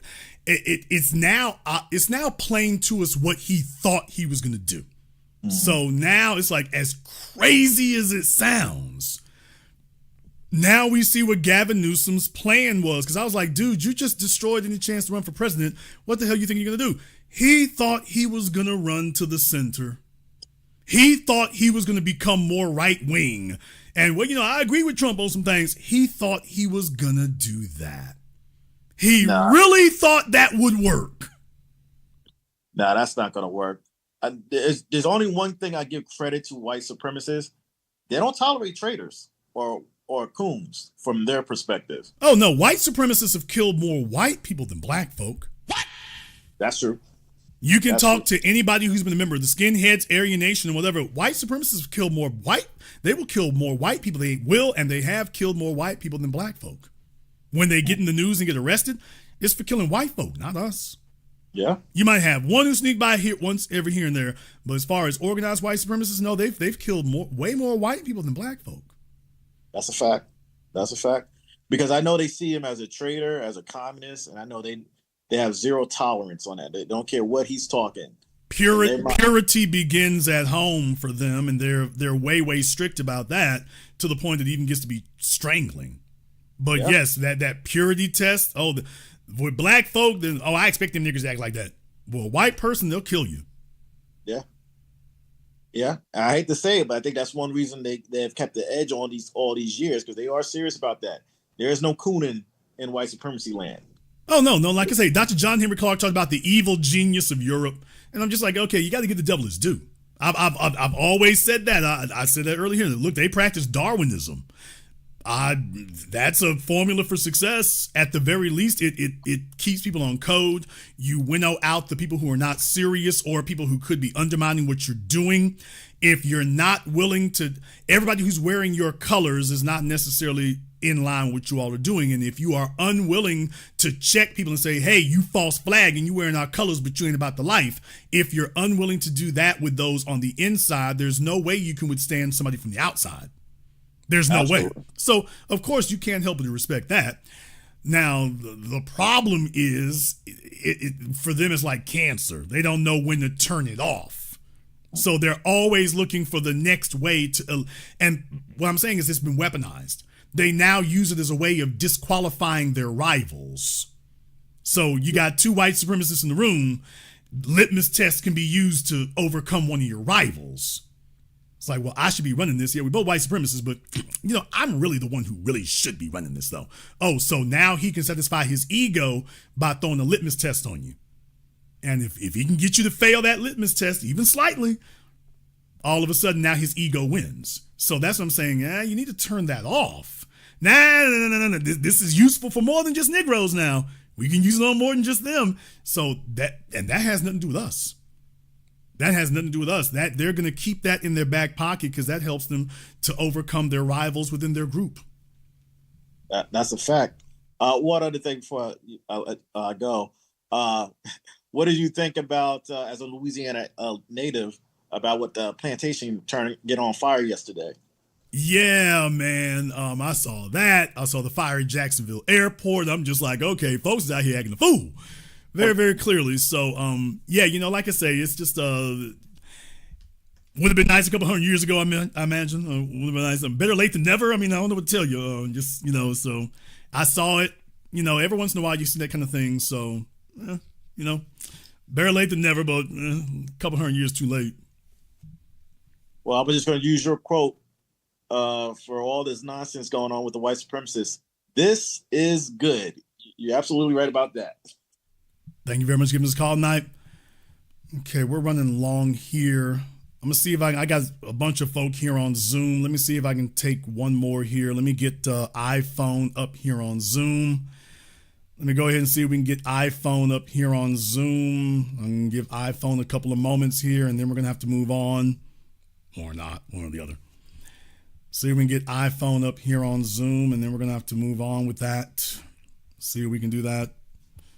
Okay, iPhone is apparently went to go hunt down their baby mama. iPhone went to go hunt down their baby mama, so we are going to have to deal with you some other time here. Let me see if I can get over here. Okay, I think I got Jeff up here on Zoom. Looks like he's in a log cabin somewhere. All right, Jeff. Oh, well, I'm waiting to see. Wait a minute, where is he? Oh, Jeff is looking like a DJ from the 70s. All right. Check your audio, Jeff. We're working on getting that together for you. Good, are we in there? There you go, Jeff. All right, what's on your mind? Hey, man. Number one, kudos as usual. And really enjoy your get down tonight. I just wanted to throw my hat in the ring because I heard somebody wanting to debate you with regard to being butthurt white males in America. And I would absolutely, yeah, bruh, I'm your Huckleberry. I would absolutely enjoy a debate with them at any time. You can wake me up before pre-weed. I'm ready for that. B, I wonder, and I need you to help me with my pessimism, bruh. I have absolutely no faith because there is no track record of any help coming for us at all from this system as it stands. I believe we would stand back and let it collapse under its own weight. And if that's the truth, then what is this talk about doing anything with either Democrats or Republicans? I really think we should be more like the Amish. When's the last time you seen the Amish up in arms about a bill or a law? I think we should be more like the Mormons. But I think that time has come. I've often said that Black people will not work together until they don't have a choice. And now they don't.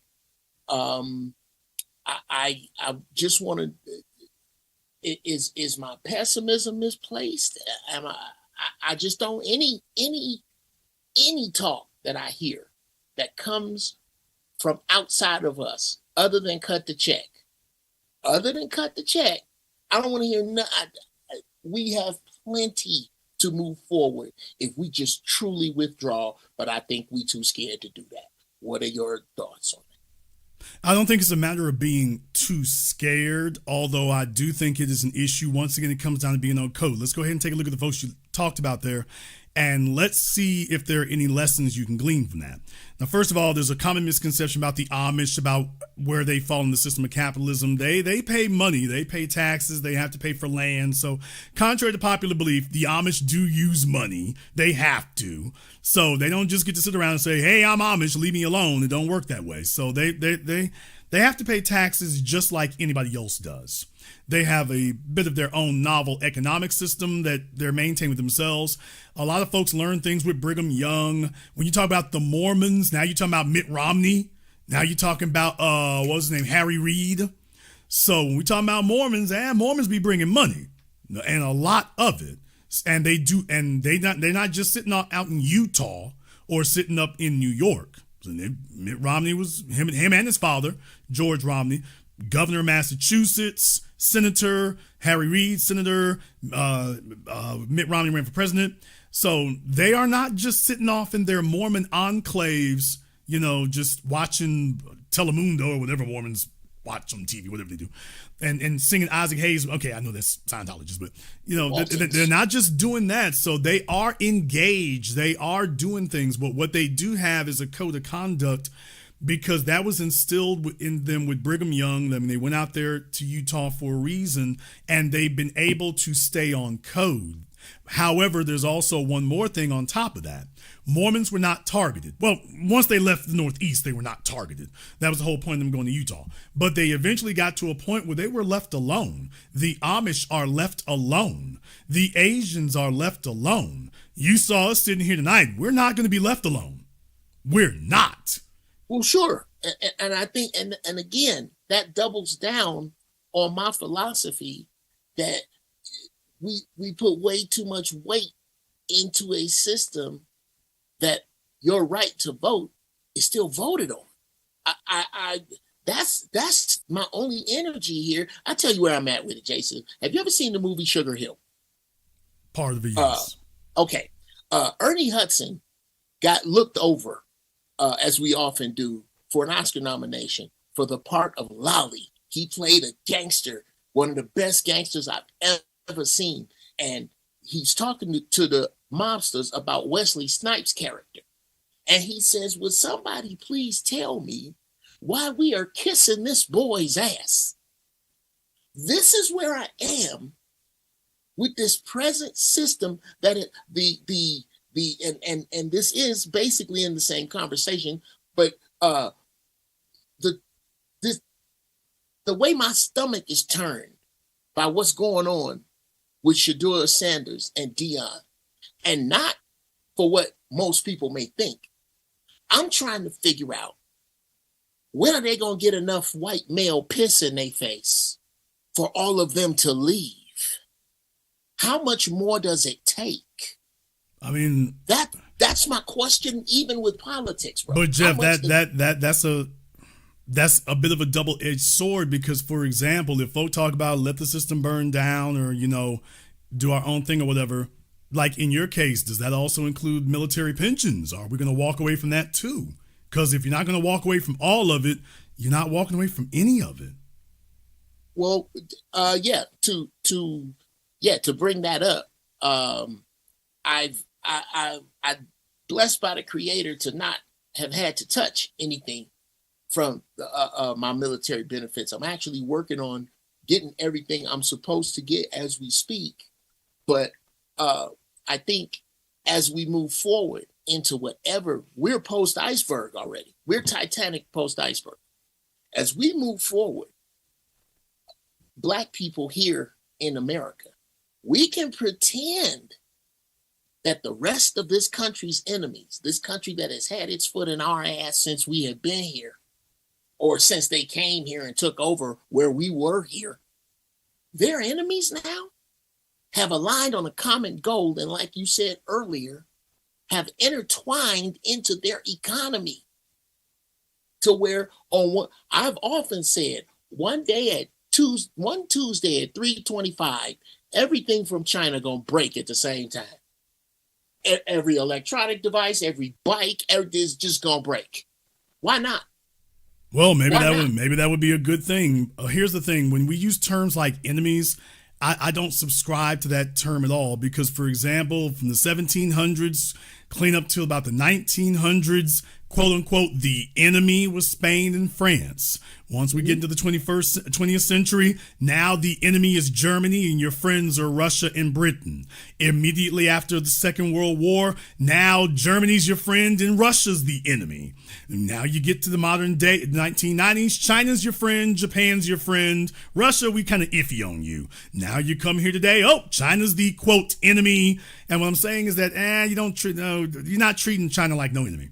So that those labels and those words, that doesn't carry a lot of weight with me, knowing who I'm dealing with. That enemy is just a label that they use for the purposes of communicating to the masses to get their citizens to respond, to support whatever the government policy is. Just like 1984 and the 2 minutes hate. It's just to rally you as the citizens. That word's not for them, it's for you.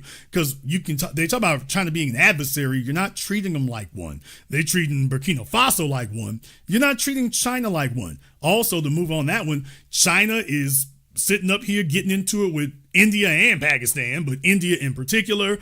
India is getting into it with Pakistan while they're setting up BRICS. And there's a situation that's already forming between China and Russia out in Siberia that everybody's like, by the way, you do know that China and Russia have gotten into it before over there in Asia. They've already had a shooting match with each other before. And that issue has not been resolved. So everybody's kind of playing nice.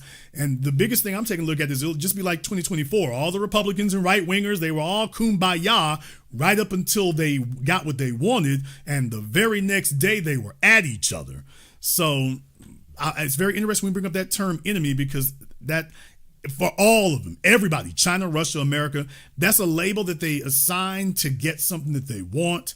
And as soon as they got what they want, they take the label off. Okay, I can smoke a bag of that. My question then becomes, is nuclear proliferation ever a question then? Because somebody has warheads aimed at us. What would we call those people? You would call them serious. What we realized was that everybody understood, because America has unfortunately not used these things sparingly. They used them from a bully standpoint. They really taught the world is that if you don't want America to bully, you get some nukes. So you're giving everybody an incentive to get their hands on a bomb as quickly as they can, simply so you'll stop bullying them around and stealing their resources or taking their women or whatever else you're going to do with it. So the biggest source of nuclear proliferation is American policy. If American policy would stop doing that, there's really not a reason to be doing that, other than because nukes are expensive to build, they're expensive to get, they're expensive to maintain. You got to swap them out. Right? America right now is redoing all the silos and the rocket engines. Having a nuclear arsenal is hella expensive. You're paying for it. You get nothing because technically speaking, you're not going to use it, but you pay out the ass to have it. So it's a real easy way to bankrupt yourself. I guess ultimately it keeps you from getting invaded. It's an insurance policy, but it's a hellified expensive one, and everybody would love to put their money somewhere else. Well, sure. I again agreed on all of those fronts. But someone, and I don't know what, and maybe you have a better term than me, someone has Handmaid's Tale style drawn up these 48 contiguous states on a different grid that they are planning to do away with the term America with. And I don't think we are far from that. I really don't, from everything that I see. And for me, as a veteran, I feel I reserve the right to say that this country has done my people so bad that my first concern is my people. And what are we going to do when the things around us start to unfold? Well, I mean, it already has, because when you make that statement, you know, about, oh, they can remove our Americanness basically in one global trading zone, or, you know, de-citizenizing you. As black folk here in America, we've never had our full citizenship. What little bit we've had has not been honored. So we're already there. We've been there since the beginning. We are legal aliens. Our Americanness has never been honored. Our citizenship has never been given full faith and credit. So you can't take from me something I never had. Right. And again, bruh, a whole nother show possible to do on what, as a veteran, has been denied of us and the things we have been through. My question again, and still remains, what is our, when the feces hit the rotary oscillator, or that some Wednesday at 2:30, what is our plan as we all sit here and listen to this broadcast? What is our plan? I would argue that everything has already hit the fan already. We're not on our way. My premise has always been, whatever is your worst case scenario, we're already there. There is no scenario that they want to construct where there's not going to be buildings getting built and cars getting built and there's not going to be an economy. That's not their goal. Their goal is to control all of it, not to eliminate it. So even if you remove the United States as a nation and incorporate it to Canada and Mexico, or make it part of Britain, or however you want to rejigger it, their goal is not to have some great gigantic miasma, some ambiguous miasma that doesn't do anything. No, they want to have it do exactly what it does right now, only they have control of it. So your whatever worst case scenario you can imagine, I'm saying you're already there. You're already there right now. Okay, and again, I don't argue it. I have some things that are in place. I have some things that I suggest that, for me, I don't see enough brothers and sisters implementing as they go through this. That's my whole point, is that I don't think there's anything that we can vote for, that we can educate or relocate our way out of, as has been. Oh, no. What we need right now is not on the ballot. You know, what we need, what our priority is, that's not something that's a ballot initiative. That's a code initiative. That's a community initiative. That's an agenda initiative. So that part is not part of the political sphere. Getting on the same page as a people, understanding it's not about partying and BSing, you know, having a builder mindset and mentality, understanding and accepting that you're in an American war zone. And that doesn't just mean as a polemic or a slogan, but that if you're in a war zone, then you have to start moving differently and acting differently, having different priorities. You have to have a skill set. You don't survive in a war zone and you're unskilled. It's not enough to just know they're shooting bullets. Okay, how are you going to survive in an outrageously hostile environment? Is that something that you're actually doing? Are you just watching videos and reading websites and being entertained, but never incorporating these things? Do you see, as Dr. John Henry Clark said, that black person next to you is your best chance for survival? Yes, Dr. Clark, that's true, unless that nigga is useless. What? In which case, he's the worst chance for survival. Absolutely. So those are the things that we're having a conversation about, and we're late to it because this was what Jet Magazine and Ebony and BET sitting around with 106 in Park. This was what should have been happening for the last 60, 70, 80 years. And we're just having this conversation in the last 15. I suppose better late than never. You know, but by the same token, the best time to do this was yesterday. The second best time to do it is today. So we got to start from where we are, not where I wish we were. If something of I don't really think about post-nuclear things. That's not really something I think is a big issue. That wasn't the whole reason for making nuclear weapons in the first place. The whole thing about that was to Even for the folk, anybody who's seen the last interview with Dr. Robert Oppenheimer, he explained what it is, and it's worked out exactly the way he said it was, because that was the entire intent behind it. However, how these things can be used, my whole thing is I'm less concerned about militaristic control of us and far more concerned about the mental and emotional control. White supremacy does not want to have troops in the streets because troops in the streets are undeniable. They don't want to have tanks in the streets because tanks in the streets are undeniable. Some crazy white supremacist sitting on Fox News talking all kinds of crazy and dehumanizing you. Now that's deniable. People can sit there and play mind games with themselves and accept that. So one of the major reasons that a lot of this blatant stuff won't happen is because it would be too blatant.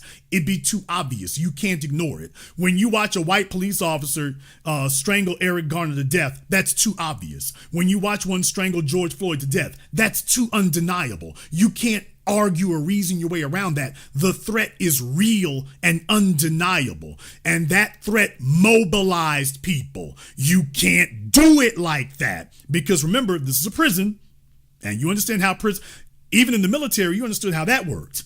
You all were not there because of they call them what, superior officers. You didn't have any superior officers. You all fell in line with the pecking order and the protocol willingly. Because on any day you all wanted to, the battalion could rise up and do whatever they want to Mr. Superior Officer over there, and a damn thing he can do to stop you. That's the way that always is. In society, we outnumber anybody in the so-called power structures. So if you don't get the people to buy into it and to accept it mentally and emotionally, all the guns in the world will not help you, because at the end of the day, they outnumber you. And as the Sparrow said in Game of Thrones, we are the many. You, the people in charge, are the few. And when the many stop fearing the few, well...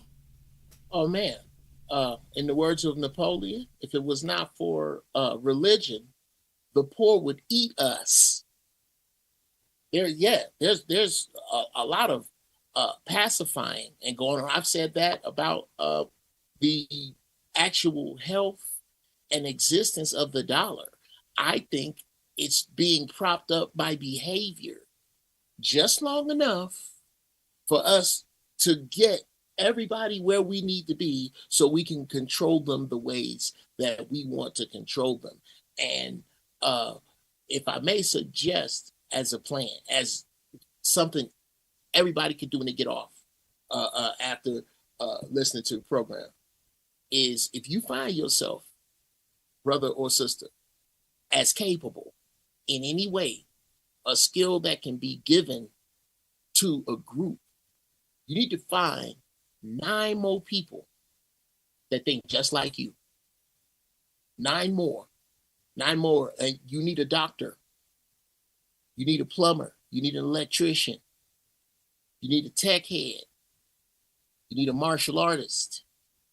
You need somebody to know their way under the street. These are the people. You need to cook. We all supposed to know how to cook. Learn how to eat to live. Another subject. But everybody here either needs to know or does know 9 other brothers and sisters who can be cohesive units. That should something happen.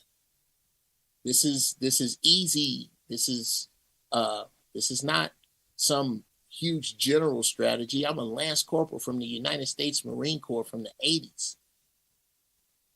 And I'm telling you that as a military man, I watch the news as a military man.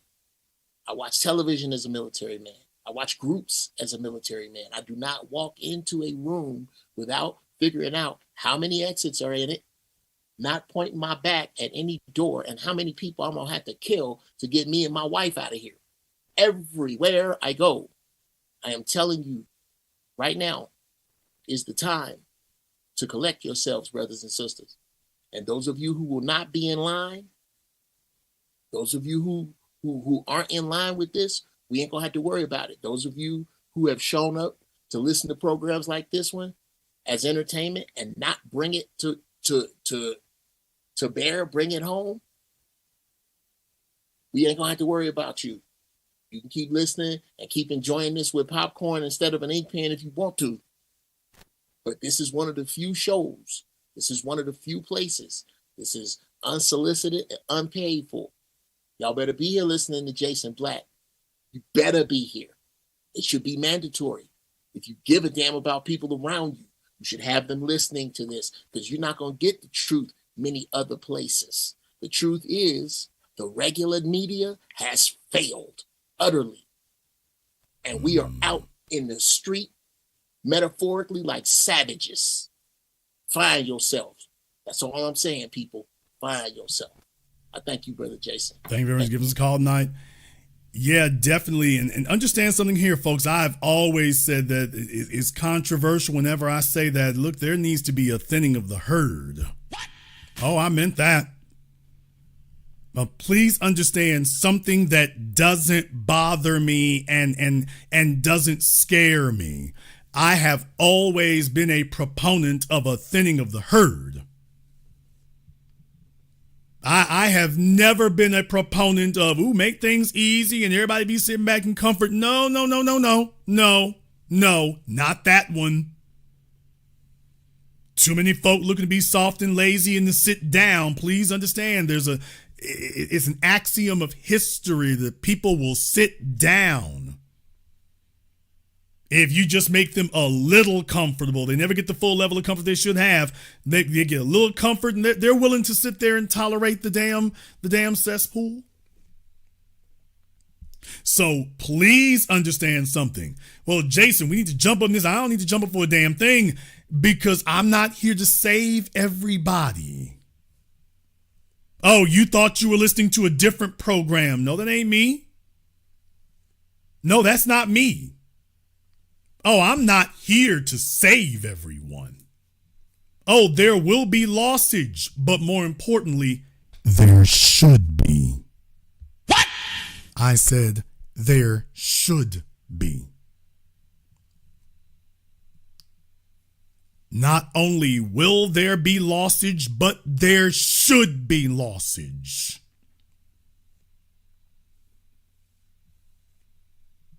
Not only will there be people who won't make it, there should be people who don't. This idea that everybody's deserving and everybody's worthy, the hell they are. No, they're not. Everybody is not worthy. Everybody is not deserving. No, everybody isn't. Not everybody. There are those who are not. The ones who can tell you every Beyonce song and the ones who can tell you every Nicki Minaj song and can't name for you 3 black revolutionaries or what the policy is, them folk. The ones who are specialists in hair weaves and shaking your ass and meanwhile you're slaves to the system. No, they don't need to make it. No, not you. Not you.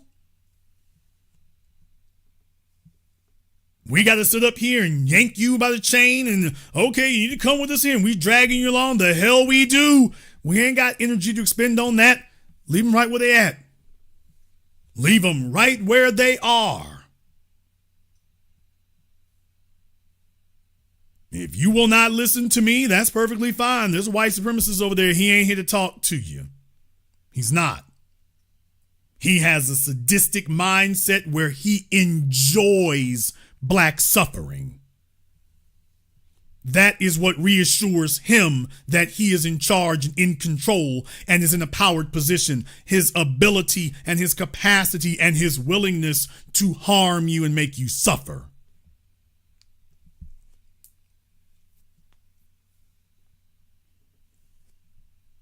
George Carlin said that the generation was finished, that people have been bought off by cable TV and cell phones. The people walking around with cell phones welded to their hands, cell phones welded to their faces, mainlining social media all day, not building anything in the real world. Jeff's a little bit too ambitious, 9 or 10 people. I'm like, you know what? I'll make that 3 or 4. I am not confident you can find 9 or 10. If you can find 3 or 4, y'all can make it do what it do. The Bible said that where 3 or 4 are gathered in my name. That'll work. That'll work. The real issue is how serious are you? Don't sit up here and come to me whining and complaining about Jewish people and trying to convince me that they're the boogeyman. I've taught you for decades. When they came, if anybody who saw that documentary series, The Rise of the Third Reich and the Fall of the Third Reich, The Rise and Fall of the Third Reich, that is required viewing. It's on the DVD set you can get on Amazon, but I don't know if you can look it up on YouTube or not, but The Rise and Fall of the Third Reich.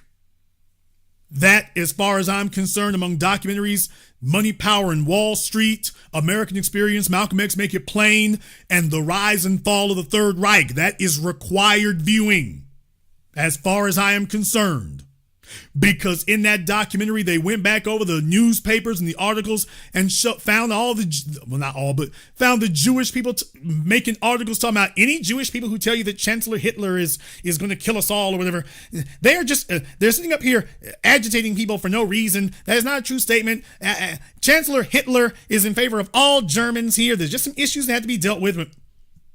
You know, there were plenty of Jewish folk who were like, sit down with that anti-Jewish stuff. Ain't nobody trying to do all that. Anybody trying to do all that, man? Everything's cool. Hitler, all right. Like Trump, he a little rough sometimes, but he all right. There were Jewish writers, Jewish newspaper writers, Jewish publishers, and that's what they were saying. Because they didn't want to believe it. And by the time they were willing to accept it, it was all over.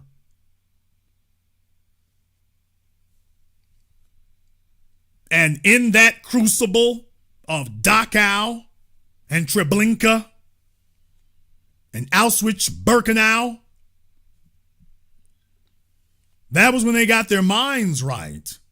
And they came out of that with one acceptance. These people really will try to wipe us out. No, it's not rhetoric. They're not being rhetorical. They really will try to kill us all. They mean that. They don't want a separate white state. They want our annihilation. No, for real, annihilated. They want us all dead. And it took a few million dying, but when they came out of that situation, was nobody arguing about what people will or won't do to you. And they said, you know what our mistake was? We didn't have enough judges, enough lawyers, or enough money.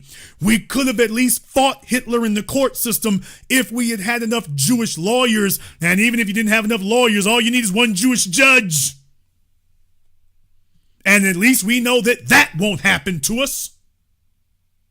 Because we have somebody advocating for us inside the system.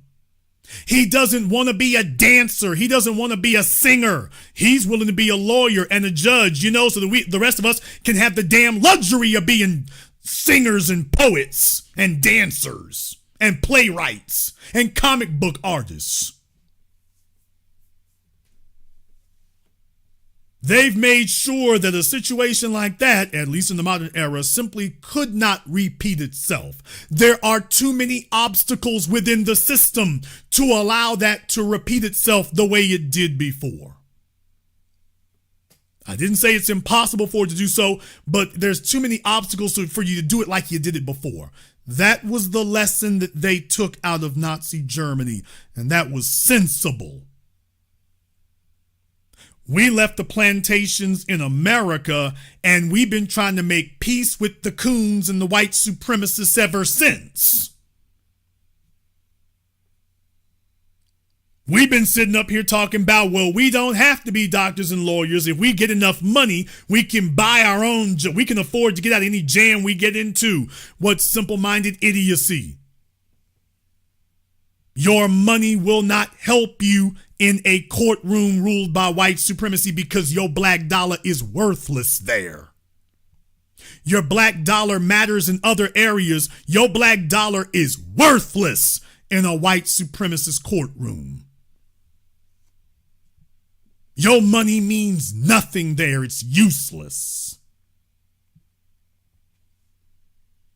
Now, that was a lesson ever since Dred Scott that nobody should have had to repeat to us.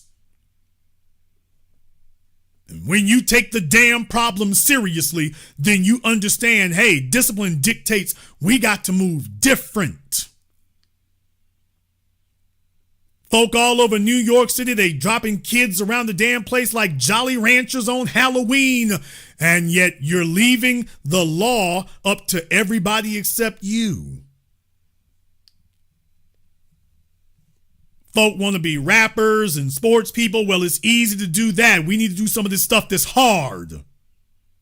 We need to be throwing some elbows in places that's hard. This is how you end up with an ass like Alvin Bragg or Big Tish James. Two whacked out psychos that are completely useless.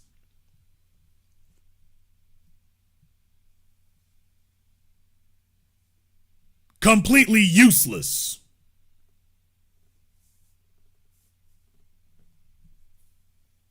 That tells you that you're not taking the situation seriously when that happens, and I can go across the damn board. Houston, Dallas, New Orleans, Atlanta.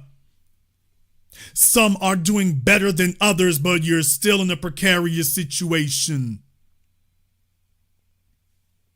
It's still a precarious situation.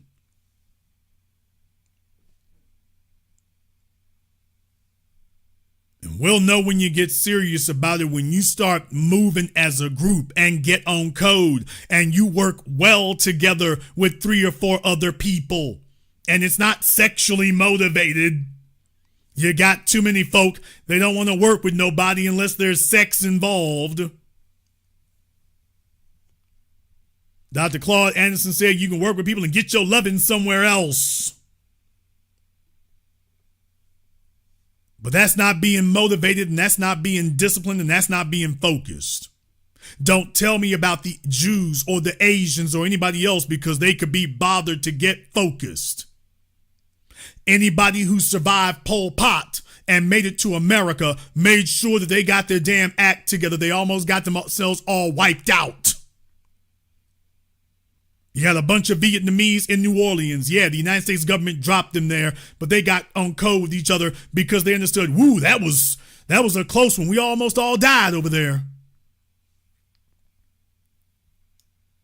The Japanese people who survived Hiroshima and Nagasaki, the Chinese who survived Mao, they take the threat seriously.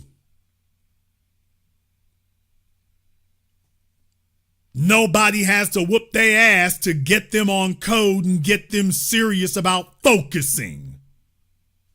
That's the difference. So no, I don't have any patience for anybody who is not on that type of time. I have no patience to drag somebody who ain't on that type of time because remember, I've taught you now for decades. Everybody sees what the problem is. There are only 2 types of Negroes. Those who see what the problem is and they fight against it, and those who see white supremacy and go back to picking the cotton. Now, everybody who sees what it is, and just so long as there's a cell phone in your hand and somebody's rinky-dink ass, drug-induced horse slut anthem playing on your phone and you bobbing your head and that gets you to overlook all the problems around you, that's somebody who needs to be thinned from the herd. You are on your own.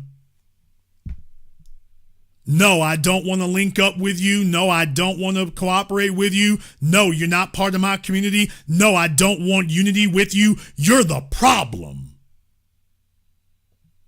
You are not one of our allies. You are part of the problem.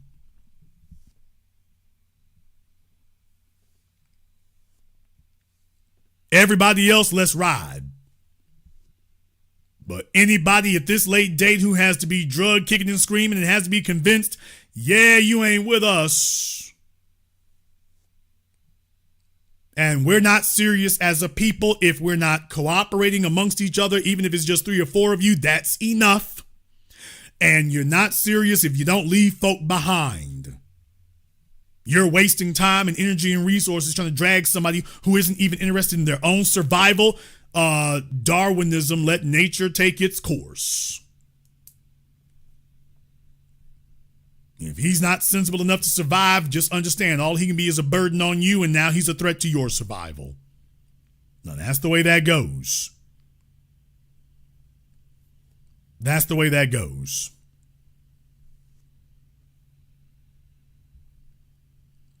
We're going to go ahead and wrap things up here tonight.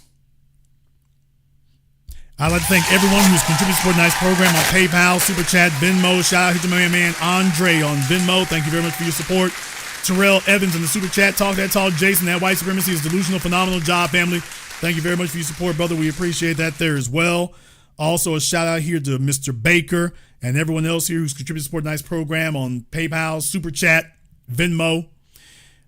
If you are new here to the Black Channel, welcome to the Haven of Intelligent Black Thought. We do this every weekend, holidays, some days in between. Click that red subscribe button. Click that notification bell. Join us each and every time that we're here. If you haven't been to our website, blackchannelfilms.com, check out our groundbreaking, best-selling documentary work, blackchannelfilms.com. That is blackchannelfilms.com. For those of you who contributed there on 8 a.m., I gave an update on that. We are finally in production on the DVDs and everything. They're mass duplicating here, so in a few weeks we ought to be having all that together. So thank you so much for your patience. It's been a bit of a long road, but the light is at the end of the tunnel, so thank you again for your patience. I want to thank all of you for tuning in to tonight's program, live or recorded. Thank you all for liking, subscribing, and sharing. And this concludes tonight's broadcast of the Black Channel. I am your host, your brother, your humble servant, the Black Authority. And until next time, my brothers and my sisters from around the world, remember, black is the future, and the future is uncompromising.